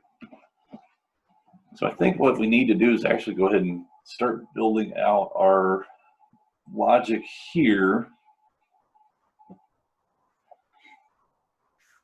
And what we need to do, once we have that report downloaded, recall this is in a CSV file. What we need to do back inside Studio, after the report has been downloaded, we need to read that data in. There is an activity in here that says read CSV. We've got the ability to read a CSV file into Studio. In this case, it says, where do we want to read the file from? And this is where we're going to take our path from up here. Make sure you don't have the enter key. Grab your exact path. You want to read the file that we just downloaded right here. And notice it says output to a data table. Right now we don't have a data table defined yet. If I do a Control K, I can say DT underscore monthly report results. It will now take the data from the Excel spreadsheet. Notice it says has headers. If I go back to the temp here, we already have that download, so we have a file we can look at. You'll notice inside the file there are indeed report headers here. So we want to include those. What it would do, it's going to load these data. These would be the column titles, column names of our new data table that's going to be created. This would be obviously the value that would get loaded into that particular data table. After we read that file in, I want to make sure the file gets deleted. This is the part that I said we go ahead need to build this logic out here. In this case, there is a delete file, system file delete. Bring this in here. Notice the delete here wants to know the path again. If I paste in the same value, you're inside the path, it's that same file. We want to delete the file that we just downloaded. So it's the logic here, walking it through step by step. It is download the file, clear the box, read the file into this monthly reports file. It does have headers, so make sure that's checked. Then once that's been loaded into the data table, simply delete the file. What we want to do next is take the monthly report that was just downloaded. We need to create a yearly report file, or I should say yearly report data table. And to do this, we actually need to go back up to the very top of our automation and bring in a build data table activity. So build data table and include this at the very top of the file. We need to hold all the data. Remember, we're aggregating each month into a yearly file. So inside of our build data table here, we need to mirror this data table to match exactly what's inside of this file here. So I'm going to open up our CSV again. Every monthly report is going to have the same exact format, thank goodness. In this case, we want to be able to load. Try to get this file to open here. We need to build a data table that matches the format of the CSV files that are coming into us. So these being the column names right here. And we'll go ahead and leave everything as text. We're not going to be doing any type of data calculations here. So what I'm going to do is I want to move this off on my other monitor.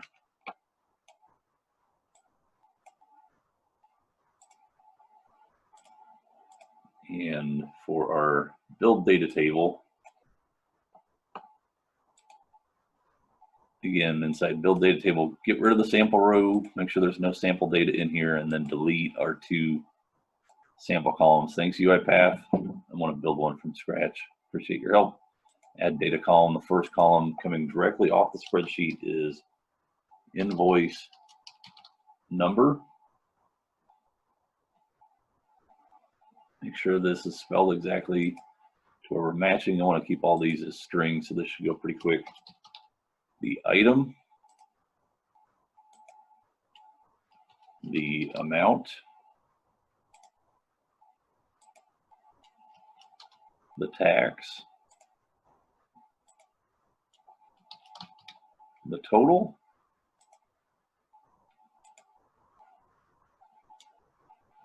currency,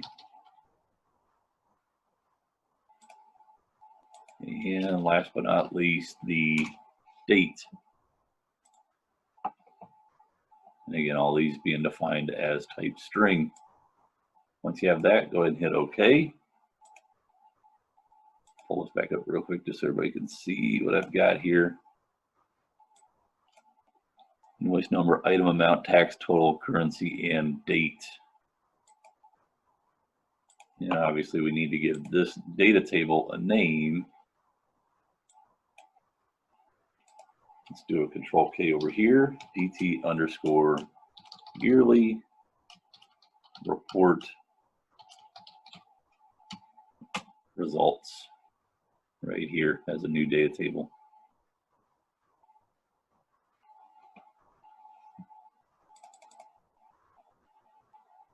If I go back down now that I've got that new data table defined, we can bring in a merge activity. Right here, merge data table. Bring this in underneath the delete. If I look at my properties here,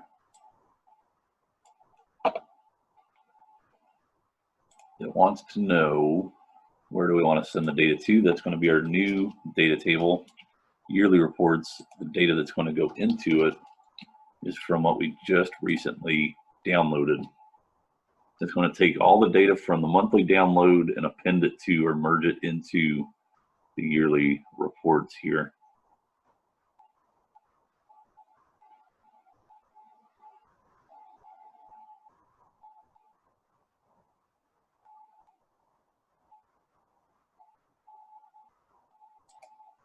All right, so at this point, I think another thing we should do here is bring in another log message just so we can actually see how many items are being added to our new data table here. So we'll simply say found DT monthly reports dot rows dot count. Don't think this matters, but just to make sure, dot toString.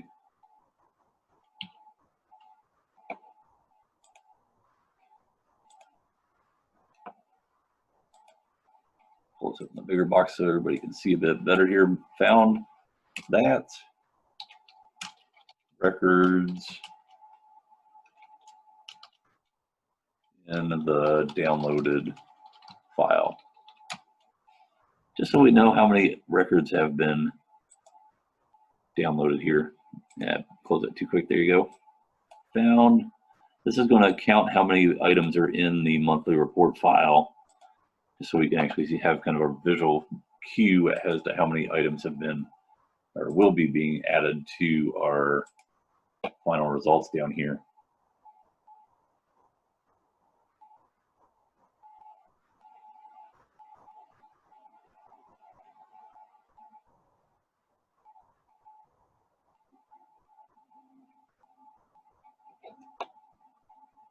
So at this point, we should have all the data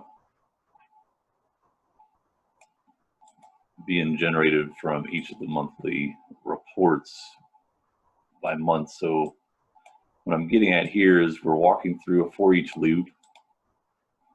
We've now successfully downloaded each of the monthly reports right here. We now need to build our yearly report Excel spreadsheet and ultimately getting ready to where we're going to upload it to the Acme webpage. So let's see if we can download this single record, get it into the Excel spreadsheet, and then move on. So at the bottom of the for each loop, as I'm clicking on for each, I want to come down here to the very bottom. We need to generate a file name. And there's a very explicit file name that we need to use for the process, and I'll clue us in on what that looks like. But what I want to do here is bring in an assign activity. Notice this falls in right at the very bottom of our for each loop here. Assign activity, there's the blue line from the for each. So this is outside again of the for each loop, making sure that this doesn't happen inside of our loop here. So we need this to be an outbound argument, by the way. The file name that we're going to generate, we need to be able to send back so it's available when we go to do our upload. So I need a new argument here. The argument's going to be out yearly report file name. This will be a string. It's outbound. Critically important that we change this. I about missed it. Out yearly report file name. What's the name of the report file that we're building? It needs to be outbound here. So on the assign, it's going to be out yearly report file name.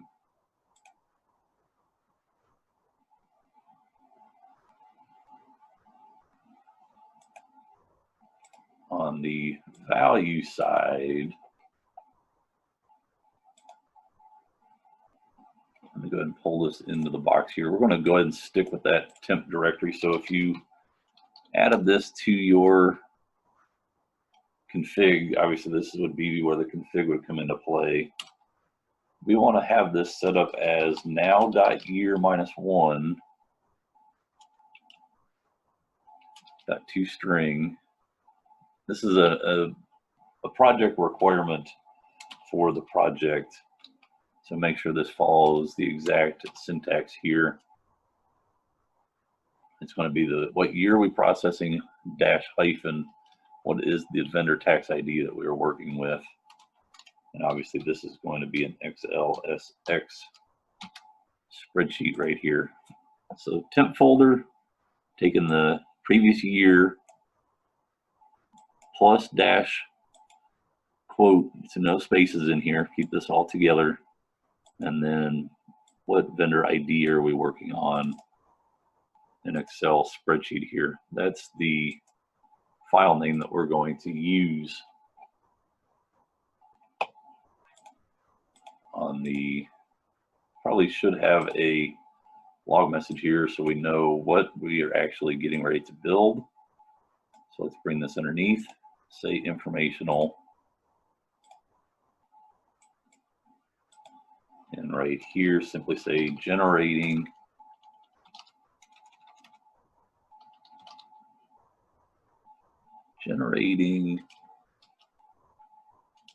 combined yearly report spreadsheet,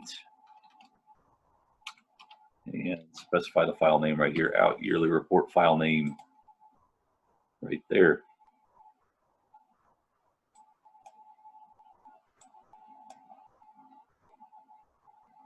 From here, we're now ready to begin working with our Excel application scope. We need to actually be able to build and generate the final Excel spreadsheet. So Excel application scope again, immediately underneath our log message here. And in this case, we want to build using the file name that we just created. So that's that part. And right range here. Bring this inside the do. Make sure we add our headers here, first things first. And then our data table, obviously being our yearly report results. Our file should be complete. We're at a point. Let's go ahead and test and see what type of results we get. So back inside of the Acme One web page, I want to reload fresh browser page. This is exactly where the bot would be when it attempts to process. So inside of our automation now, if I attempt to run the file here, let's see if we generate our final output. So this will take just a couple of minutes, as it has to obviously go through each and every single month here. See if our download, so there's one that doesn't have data, handled that fine. Here's our download. We have not tested this logic yet. Let's see if it's able to click on the button here, save as. It should type in the path.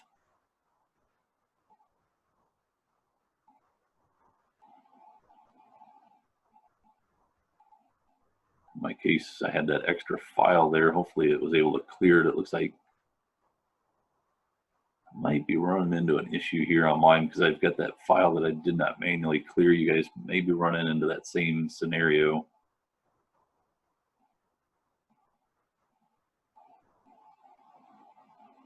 Looks like it's handling it though. I'm going to go ahead and let it continue to run just to see what we get. I've got some doubts that we may be running into a problem there with that file already existing. But it looks like the actual monthly report download process, the actual sequence of our logic is looking pretty good at the moment. Like I said, I've got some doubts if it's actually saving the file here. We're going to find out here momentarily though, because we should have a, when this process is done in our temp folder, we should have a yearly report generated with data for the entire calendar year, obviously only containing data from the months that contain data. So give it just a second here. The overall process though, I'm really satisfied with the way things are looking so far.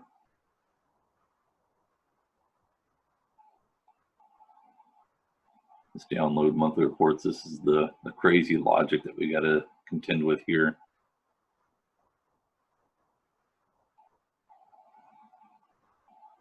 Got a little bit more work to do. Looks like the bot should be done here. There's my spreadsheet being built. It looks like the data's there. My bot is flashing here that it's done.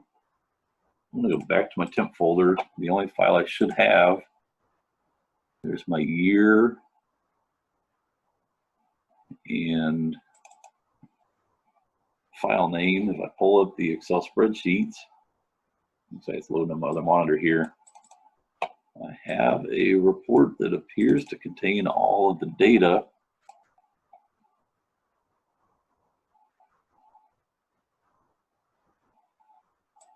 Don't believe order matters so much here, but it looks like I've got data from across all the months. There's March, April, September, August, it's in here. So it looks like what I've got is good. One thing I could do here as a good double check would be to go back to my log output here. And I should see in here across each month where I found. So if I added up all these, I should have the same number of records here. So I've got 2, 4, 5, 6, 7, 8, 9 would be 13. And there's 14, but the header, so I've got all the data is indeed here. So it looks like my logic is good. I'm going to go ahead and stick with what I've got. So I've got the file here in my temp folder. So doing a spot check there. I've got my file. So from that perspective, I believe the logic for download monthly reports is indeed complete. I want to minimize here. I want to clean out my default value here. Obviously, next time we come in, we want to have the bot populating the tax ID here. So go ahead and save and close this file. I believe we're done here. Notice we've got one argument left here. This is for that new argument being the report ID or the report name that we're downloading. So let's do a Control K here. I'm going to call this one yearly report file name and hit enter here. It's going to complain the variable hasn't been declared. It has been now. We've got our report file name showing up. So thinking like a bot again, we're back here. We've now downloaded our monthly report. The ask is that we then navigate back to the upload. Now we actually need to turn around and upload the file. So if I go to home and go to upload yearly report, it's the same process that we had with our download, but instead go to upload and get to this screen right here. So with that in mind, here's our report to downloads page. I want to copy that activity, simply paste it immediately below. Instead of saying now go to the downloads page, we want to go to report upload page. And in our arguments, we're probably going to need to do a little bit of tweaking here. It's going to be the same exact approach, except instead of reports download, we want this to be reports upload, just to make sure that that is in my config.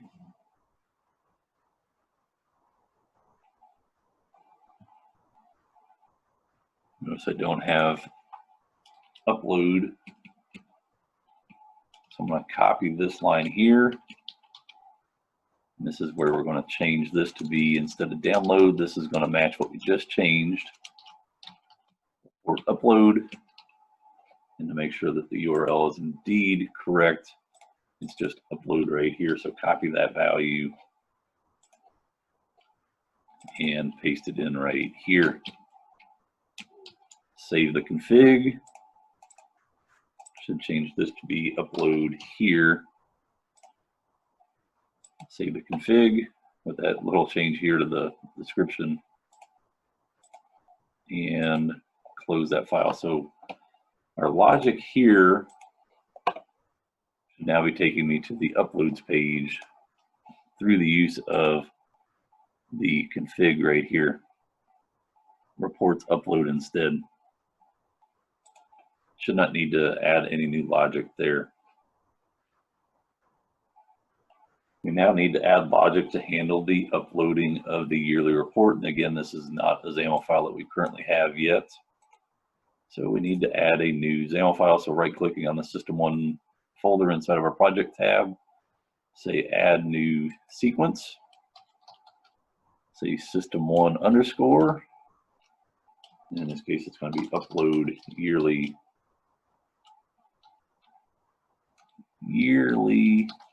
reports. And again, our path doesn't need change because I did the right click on the System1 folder. Simply click create. It's going to open our new blank file. Let's make sure we invoke it first though.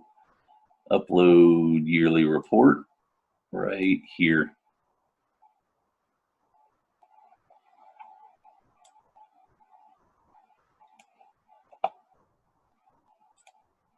I'll save process here with our recent invocation here. So now, again, thinking like a bot, we're on this very page here.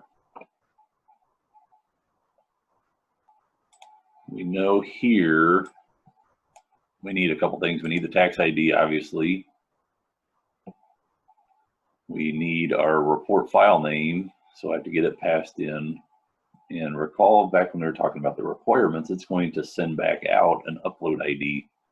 So we actually need 3 parameters here. So let's go ahead and define those before we get too deep into things. So our first thing, we know we need the yearly report file name. This is going to be an inbound as string. We know that we're going to need the vendor tax ID inbound as well. And then the last one being, we know that we're going to get an upload ID. Change the direction of this to be outbound though. So yearly report file name, obviously we need to be able to type that in. The vendor tax ID, we need to also be able to type that in. And we're going to get back after the file is uploaded the hash value. We're going to call it the upload ID, and we need to be able to send that back to process so we can in turn update the work item ID record. So go ahead and hit save here. Go back to process. You know what's waiting. Import arguments. Let's get everything mapped out here correctly. So our report file name here is going to match yearly report file name from our variables inside process. Our tax ID obviously is the same one that we've been using, vendor tax ID. And obviously we need a spot to hold the upload ID. So let's do a control K here and say str upload ID and hit OK. You should see that upload ID is now in our variables, and it is. Arguments are satisfied. Go ahead and hit save here. So upload yearly report, as we've done all along in our activities, we need a attached browser here. Bring this in, indicate on screen, be the yearly report. Let's click anywhere except up top here. Make sure you're in the body of the web page. Inside of the do, first thing that we need to do is enter in our vendor tax ID. So we need a type into activity here.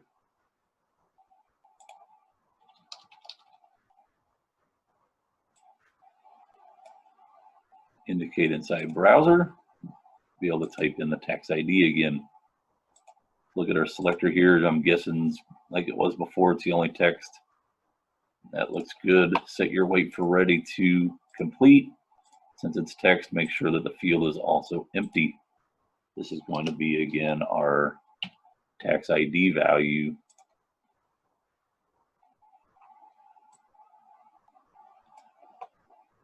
Recall we had logic to select the year. So if we go back to project, we had the select item from drop-down activity, so bringing that workflow in. Notice the two arguments here, the control name here, again being year, that needs to match exactly like what we had, and our value here again being the now.year minus 1.toString, taking the current calendar year, going back a year, and minus 1. So clean this up a bit, select current year minus 1 from year drop down menu, just so we got a bit of a detail there. Again, I've gotten very laxed on that. It's obviously wise to ensure that all your activities are done that same very way. So if I save here, that's got our year now selected, or it should. The next thing that we need to be able to do, we got our year specified that way. We need to be able to open up our select report file, so it's going to bring us a Windows dialog box here. So first things first, we need to mimic that click activity. So back to our activities here, bring in a mouse click, indicate inside browser, say select report file. See what our selector looks like. Select report file is a label, that looks great. Wait for ready to complete. And save what I've done here. Go ahead and do what the bot's done. It's clicked here. We know that we now need a type into activity. We need to specify the file name. So type into, indicate inside browser, this being the file name box here. Let's look at our selector again. This one being one of those Windows dialogues, going to look a bit ugly here. We probably, I think, see if we can clean this one up a bit maybe. Open in UI Explorer. I think, yeah, look at this, AA name, file name. I think we can get rid of these other two. Is there a,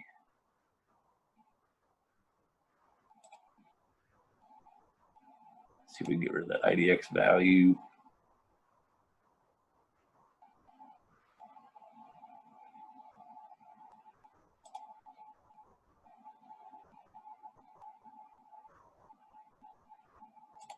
It doesn't want to go away. Let's see if I can clear this out though. Hit validate. Says it's happy. If we highlight, the box looks good. So I'm going to go with this right here. Don't even think we need the control ID. Let me try to clear that out. Excuse me, here it's got the ID value. Validate. It looks good. Save my selector. Back inside Studio. Everything looks good. I'm going to go with that. Set our wait for ready. However, make sure this thing is on complete as well. The text field, let's make sure it is blanked out.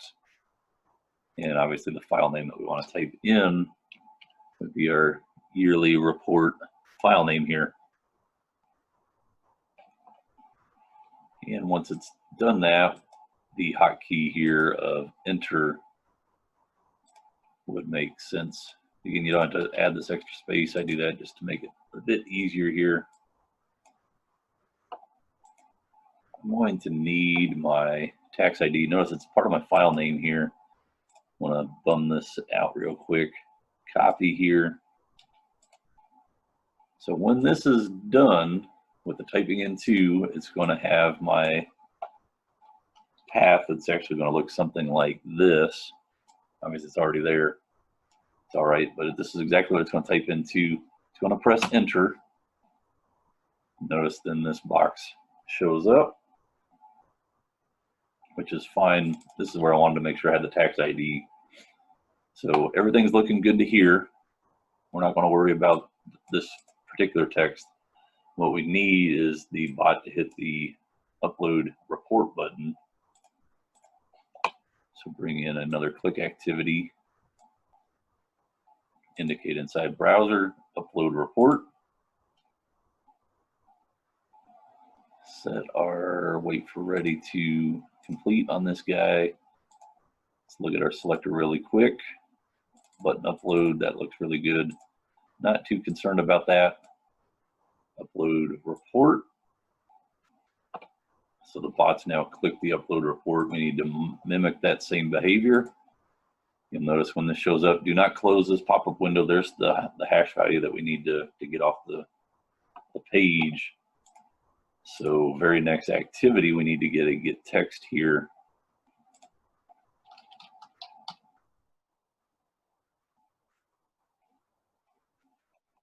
Indicate inside browser. We want to hone in on this exact text right here.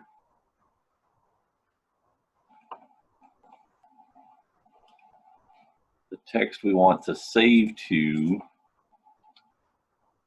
our upload ID variable. We've got a little bit more work to do on that. Let's make sure we wait for the box to show up as complete. Let's edit our selector here.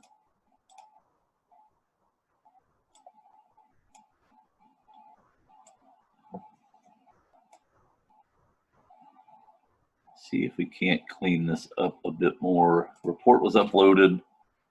Confirmation ID, obviously. We don't want that here. We want this selector to be generic, that it works across all records.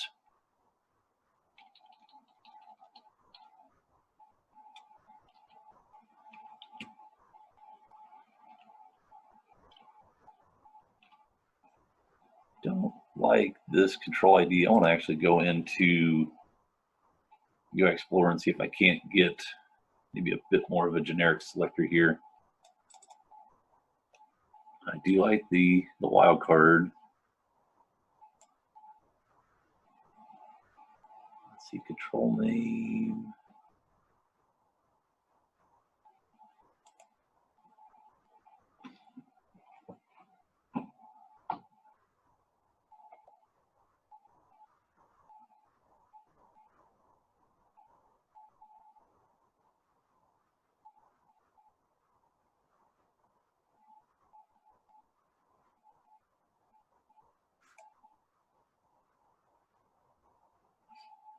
I actually want to use the AA name here. Report was uploaded. Take it down to wildcard. Let's validate our selector here. Looks good. Save. If I highlight, it's got the text right there. That's looking good.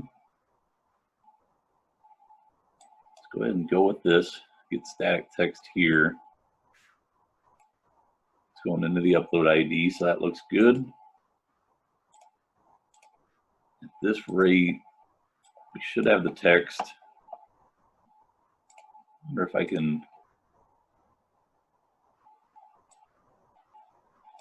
Yeah, we've gotten rid of it. That's all right. We'll go with this. So right here, we need to do a little bit of cleaning up. So I'm going to bring in an assign activity underneath here. Still want to leave it as out upload ID, but I only need the value. I don't need all that other text that they had in here. So inside the value box, it's going to be upload ID. In this case, I want to get rid of that text. Dot replace. In this case, it's report was uploaded dash confirmation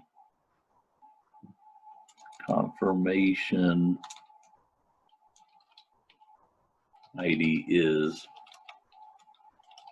Simply want to get rid of all that text right there. What you see here, report was uploaded, confirmation ID is. Getting rid of that and just leaving the ID number by itself. Don't close the pop-up window, leave it there. Go ahead and hit OK here. That cleans up our upload ID. Let's go ahead and bring a log message in here. Say informational here. And say, quote, upload report ID is out upload ID. So we'll actually see the ID value there.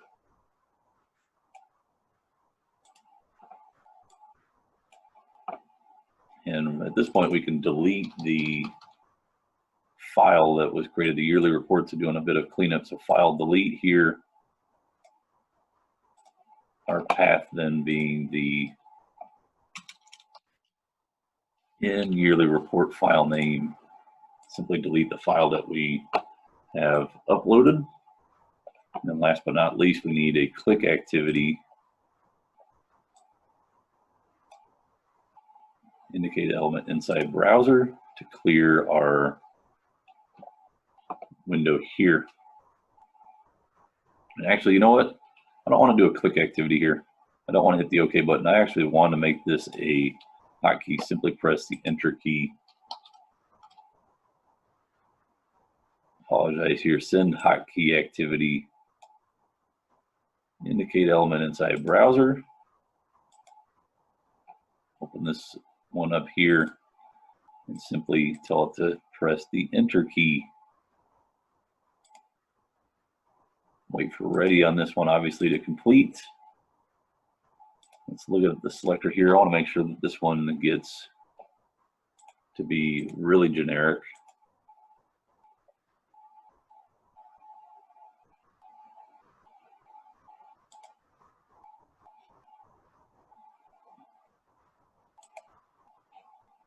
Okay, click that twice. It's showing up on my other monitor here, it looks like too. And it did.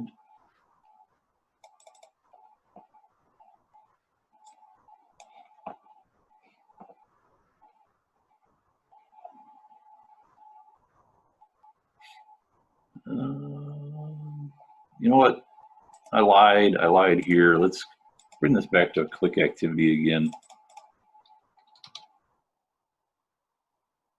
What I'm trying to do is get down to the actual OK button here. So click activity inside browser, grab the OK button. Let's edit the selector here. There's exactly what I was trying to go after. See, the OK is starting to show up here. I'm going to open this up though inside of UI Explorer.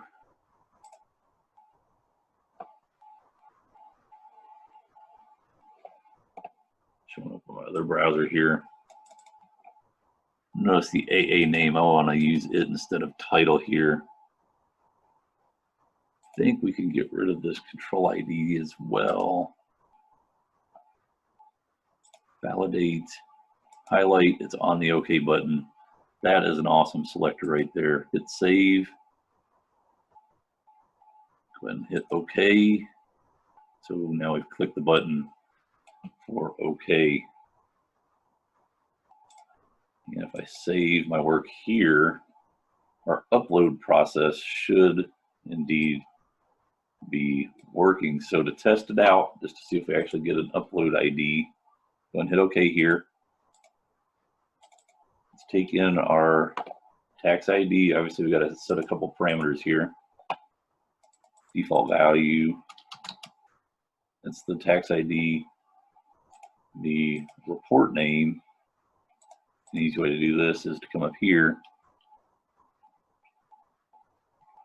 type in, copy your value here. This becomes the report ID. Again, this is exactly what would be passed in by the bot. So if we test out our upload page, I want to hit the reload icon here. Again, this is exactly how the page would be when the bot attempts to run. So if I test my single file here, with those default values set, we should see the bot perform exactly as it would if it was in its regular production mode here. There's the tax ID. It's able to get the year. types in the path, uploads, gets the value, it's okay. We should see the upload ID in the log. That's the only indication that we've got that it got it.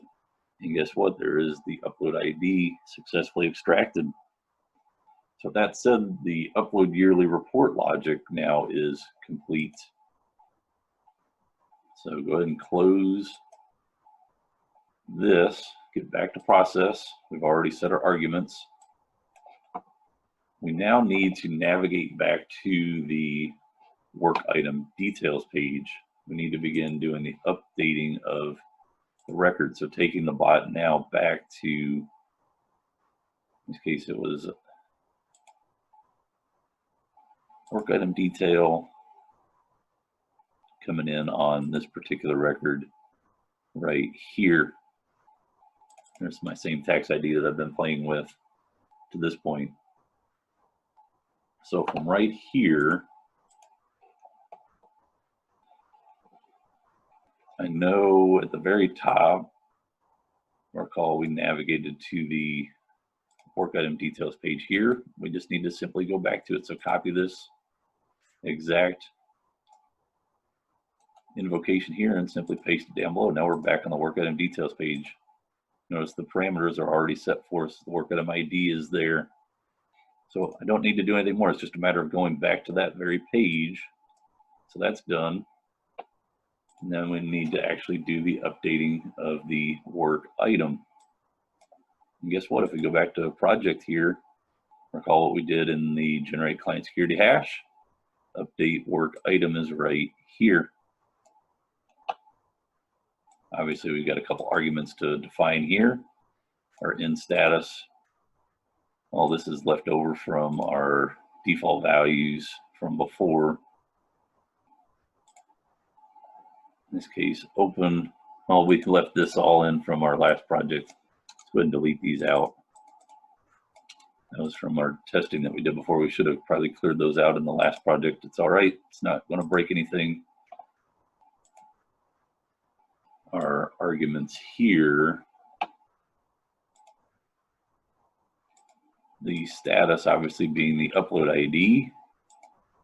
In our comments, did we have anything in the config? It's probably not a bad idea to put our status here inside the config.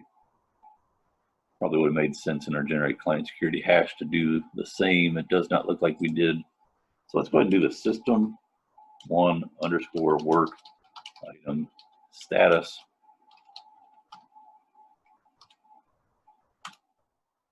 Leave completed is the right value there. This needs to match exactly what we have here. Completed is indeed correct. So that makes sense here. Value to set work item detail update status value, something along those lines right there, but make it completed. So in here, system, I'm missing an M there, work item status. So back inside of here, or in, I had that backwards, str upload ID is our comment. Our status now is coming out of config in _config.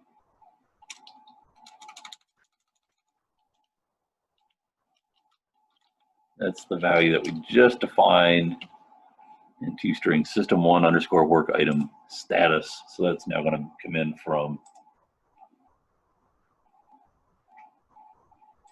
At this rate, all of our logic here should work. This is all reusable. We're actually at a point now, our logic is 100% complete. We updated the work item. Let's test out the overall process and see how things are behaving. So go back to main. Let's go ahead and log out of the Acme One web page. And we're going to let the bot do this. Go ahead and go back into Studio now that you're logged out of the web page from main.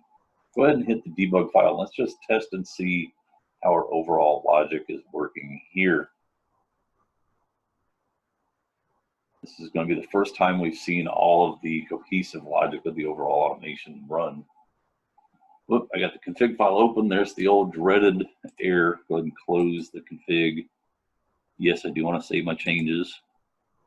And simply say retry here, and the bot will continue to run. At this point, you should see IE close as part of the kill process. Now it should go in and do the log in logic.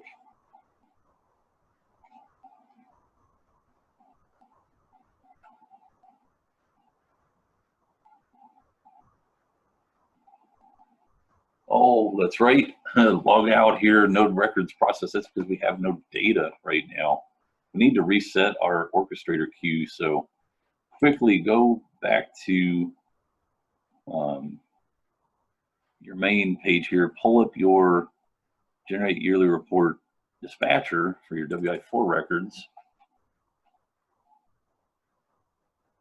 Pull this project up. We got to run our dispatcher again to get data loaded into the orchestrator queue so then we can test our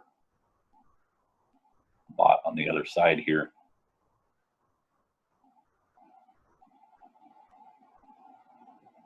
Open, actually I don't even need to open workflow here.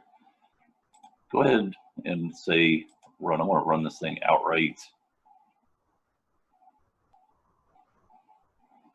This being my dispatcher bot for generate yearly reports.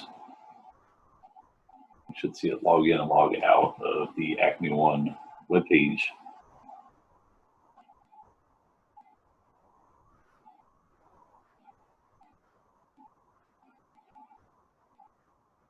So logging in here, it's going to run through the work item page here. As we've seen before, go page by page, looking for those WI4 records that are currently in open status. Again, we're going to do some initial upfront testing here. We'll reset our test data here, and then rerun dispatcher, reset our queue, rerun our dispatcher, and run our performer outright and see how our overall results are doing. Hopefully we're not too far away now from having this overall project completed. All the core logic is there. We're obviously at a point now we just need to test the cohesive nature of our automation. Is it indeed going record by record through and properly loading the records as desired and intended? So right here, building out the logic here, getting the data table loaded. I believe, if I remember right, I had 15 records, but I'm not really going to be too worried about the detail check at this point. Really just want to make sure data is indeed getting loaded to Orchestrator. So look at my logs here. Looks like it's added a handful here. There's the 15, so it should be good. Go back to your home tab here, pull your performer bot back up. Now we should have data in our orchestrator queue to actually process.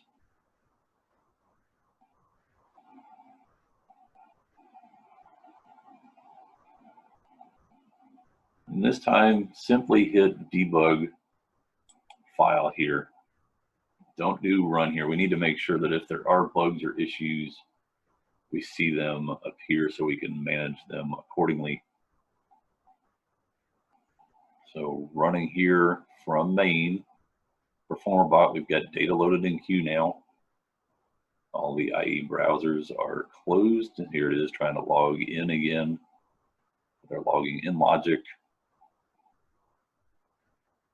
Now this time we should see it attempt to navigate to the work item details page. For that first record that's coming out of the orchestrator queue, there it is. It grabs the ID, pastes it in. This is obviously the record that we've worked on before. We should see it go record by record here for each month. Again, extracting out the monthly report file. Let's see if we get a successful run. We'll actually, if we get, you know what, let's do 2 records through just to make sure it's, you know, truly going record to record. If we get 2 successful runs here, we'll go through the process of resetting all the test data, get the environment back in a pristine state, reset the orchestrator queue, reset the test data, run dispatcher, performer, see if we get our 100 out of 100, then upload the assignment to the UiPath Academy website, and this project will be deemed complete. So we're on the verge here. It looks like things so far, at least on this first record, are looking good.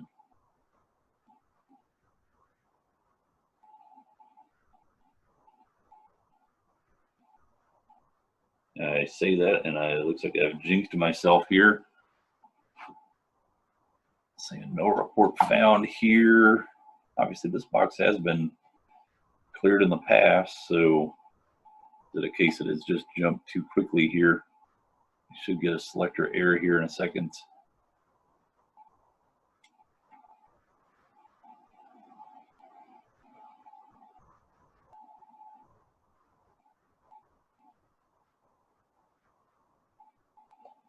Go ahead and stop the bot here. Yep, sure enough, could not find the UI element corresponding to, and this is the case because obviously it's acting like there was not a report found, but for some reason it's saying there was a report found. So no kidding, you could not find the save as option over on this side. So the question being, why did our selector up here not get caught? So I'm gonna go ahead and stop here for a minute. Edit selector here. Notice it's there. So I wonder if it just went by it too quickly. So inside of our target here, I'm gonna bump this up just a bit more, maybe put this at 7 seconds, so 7,000 seconds here for wait for the timeout. So and save. Obviously, this record here is going to be lost. That's all right. We got plenty of data to work with. I'm gonna hit log out here. I'm gonna close here, and relaunch the process again, and see what type of results we get at this point. See if we get through the next record in a clean fashion.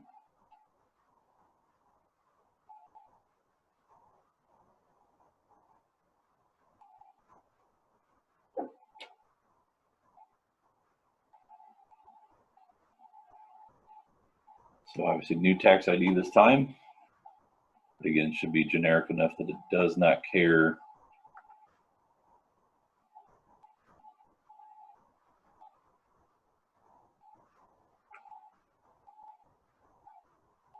Obviously 7-second delay here is going to slow things down just a bit more when we do have data to process.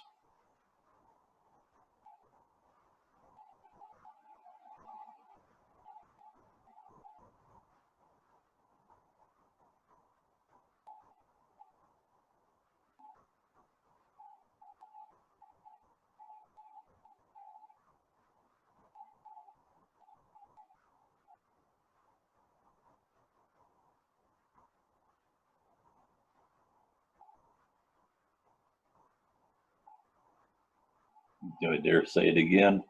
It looks like things are running a bit smoother here. Knock on wood anyways.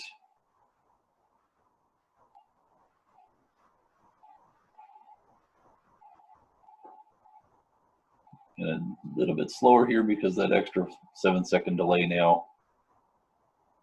Waiting for the box that obviously is not going to appear when there is a download to make.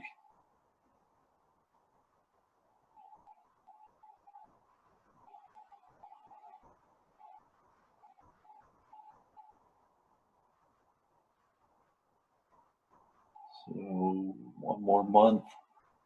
There is no data, so now it should go to the upload process.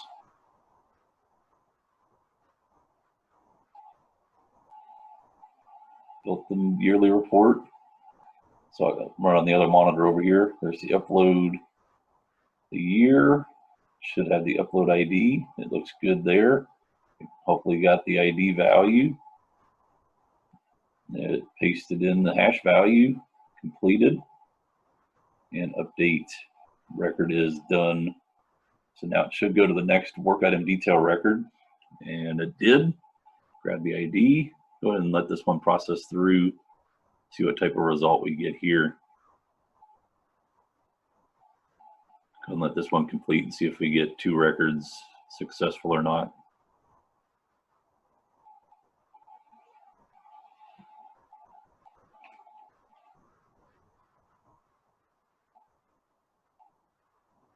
So really just doing a very basic checkout. Is the cohesive logic of the automation running as desired and expected? So far, it looks like it is. It's now on to the second record. It's going through it, updated 1 record already. Let's just make sure it gets the second record, updates it, moves on to the third, and we'll stop the third one prematurely. Just to really get an idea, is everything behaving the way desired and intended?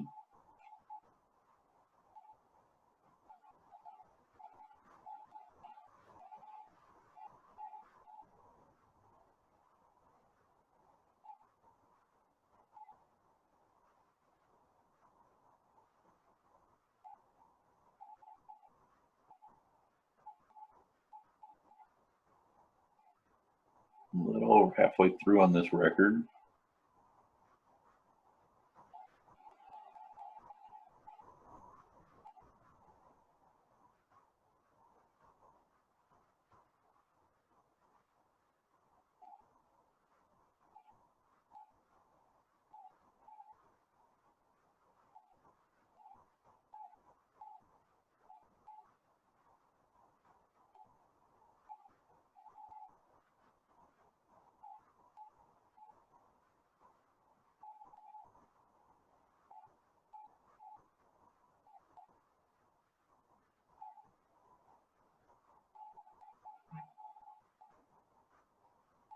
And here we go. Let's get the last report. We should see it generate the spreadsheet for the yearly report here. I'm going to watch it on the other monitor here. It looks like it has indeed done that. So we should go into the upload. There's the year 20. Should grab the new file. It did. Upload. It should get the hash value. Looks like it did. Should go into the update work item details. Paste in the new hash value. Change the record to completed. And update and move on to the next record. And there we go. It has moved on to the next record. It's going to start processing it. I'm going to stop the bot here, or attempt to stop the bot.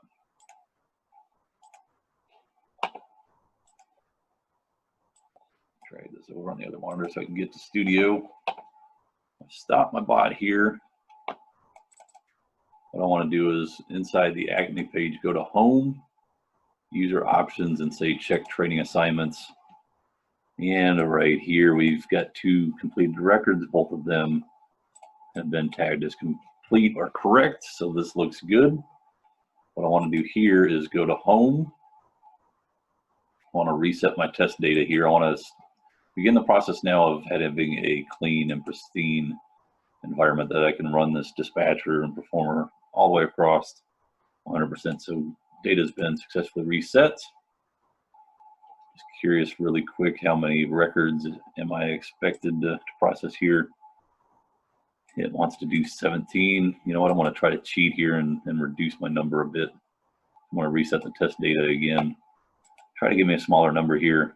Hit OK. The reason I'm doing this is purely from demonstration perspective. Check training assignment. Let's go with 16. That's a bit more reasonable. Hit Home here. We've got our data reset here. We now need to go to Orchestrator, cloud.uipath.com.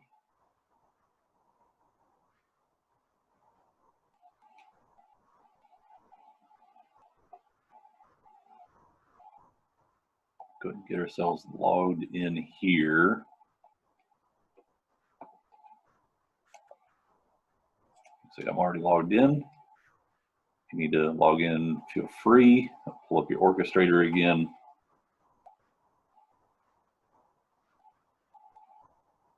In this case, go to Queues, Acme One, copy it, remove your data here, hit OK. Hit the add new queue, act new one, and leave all the defaults alone. Simply hit add. And we got a nice blank queue here. Our test data has been reset. It just dawned on me back on the Acme site. Just so we don't have to cheat the system, go ahead and log yourself out here. I'm gonna go ahead and close my browser. We got a fresh queue. We need to rerun our dispatcher bot. So going back to the main home page here, generate yearly report dispatcher, we need to load our, in my case, 16 records here. Let this thing get loaded.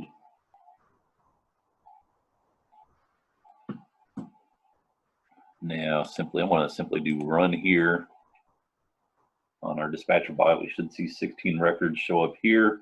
We'll check our orchestrator queue here in just a moment as well, just to make sure that we indeed have the 16 matching records there all the way around. Once we have everything in a pristine state, that way we know the data is good to go. We'll kick off our performer bot and hopefully see it run through all 16 records successfully.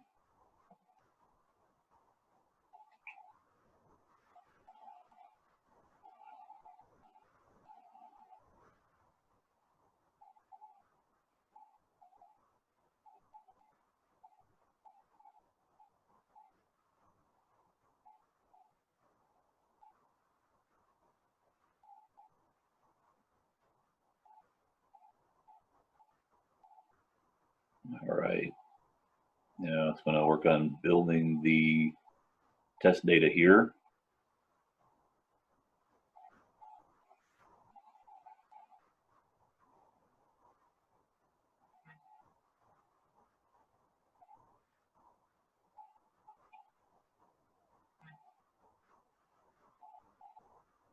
Building the data table from all the records, subsequently going to filter out only the WI4 open status records. Add those records to the queue, and we should be good to go. So right here, it says I've got 16. Again, pulling up Explorer really quick. Internet Explorer, that is, just to confirm the orchestrator queue indeed has 16 records. So cloud.uipath.com again.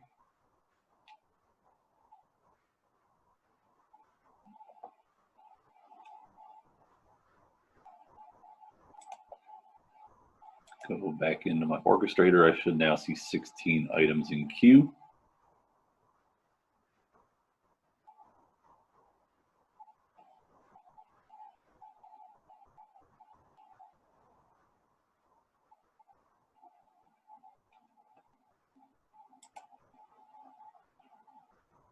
There is 16. So it looks like everything from that perspective is in great shape. So my performer bot now, go ahead and bring it up. We're ready to have it actually chew through and process all 16 records, hopefully get them 100% complete. So I want to get it pulled up here. Go ahead and hit your debug current file here on your main, allow it to run through. I'm actually going to stop or pause the recording right here. In the meantime, while it's off, I'm going to go ahead and run my performer bot here, just so really for the sake of time, it's obviously going to take quite a while to run through all 16 records. Once all the records have been processed, I'll turn the recording back on and we'll pick up on the kind of the back end process of making sure that all 16 records, in my case, obviously yours are going to have a slightly different count, making sure that all that data was successfully processed. We'll then go through the motions of getting the data uploaded to the UiPath Academy, get credit for the work that we've done. So with that said, there's going to be a bit of a pause in the action here. I'll go ahead and run my performer bot, get it to completion. I'll come back, turn the recording back on and we'll finish out the project. So as I'm doing this, go ahead and make sure you are as well running your Performer bot, run it to completion, and then we'll pick the video back up on the other side. So see everybody in just a couple of moments. Okay, welcome back. My bot has officially completed executing. So hopefully yours at this time is also getting to that same moment. So let's check and see if we've had any success now with our automation. It looks like everything, as I was watching it, looks like everything's run through. Moment of truth to see exactly where we're at. If we go back into the Acme webpage here, again, we'll have to log ourselves back in. Make sure you use the same credentials that we used for the process that was done just a moment ago. Getting back into our project here, first spot I want to go to is user options, check training assignments, and it appears that my bot indeed has successfully processed all the records. I've got 16 out of 16. Again, your numbers may vary a bit here depending on the test data that you had, but had 16 items, completed all 16, and it says that all 16 were indeed correct, so my status is passed. So what I want to do here is upload our work to the UiPath Academy site. So in order to do that, the first thing I want to do this straight out of Studio here. I want to go back to home. I want to hit the open button here. Probably the easiest way to get here. HashBot Performer in this case. I want to go back to my main folder, so kind of up 2 levels here. I want to now zip these 2 files, the Performer and Dispatcher. So it doesn't look like it's going to let me do it here. So I'm going to copy this URL here, this path, open up Windows Explorer, File Explorer here, and navigate to that very location. So generate yearly report, Performer, and Dispatcher bots. Do a right click on here. So I did a control to highlight both of those. Say send to compressed zip folder. I'm going to change Dispatcher here. Yours may have said Performer depending on which one you clicked on. Simply say project. So generate yearly report project here. I still have that path here, which would be awesome. And what I mean by that is when we get into the Academy page, so I want to go academy.uipath.com.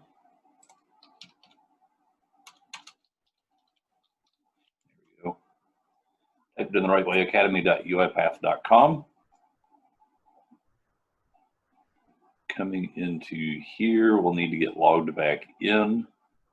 Looks like I'm already logged in. If you need to get logged in, go ahead and make sure this is, again, using the same account credentials that we used for the Acme One site. Go back into courses.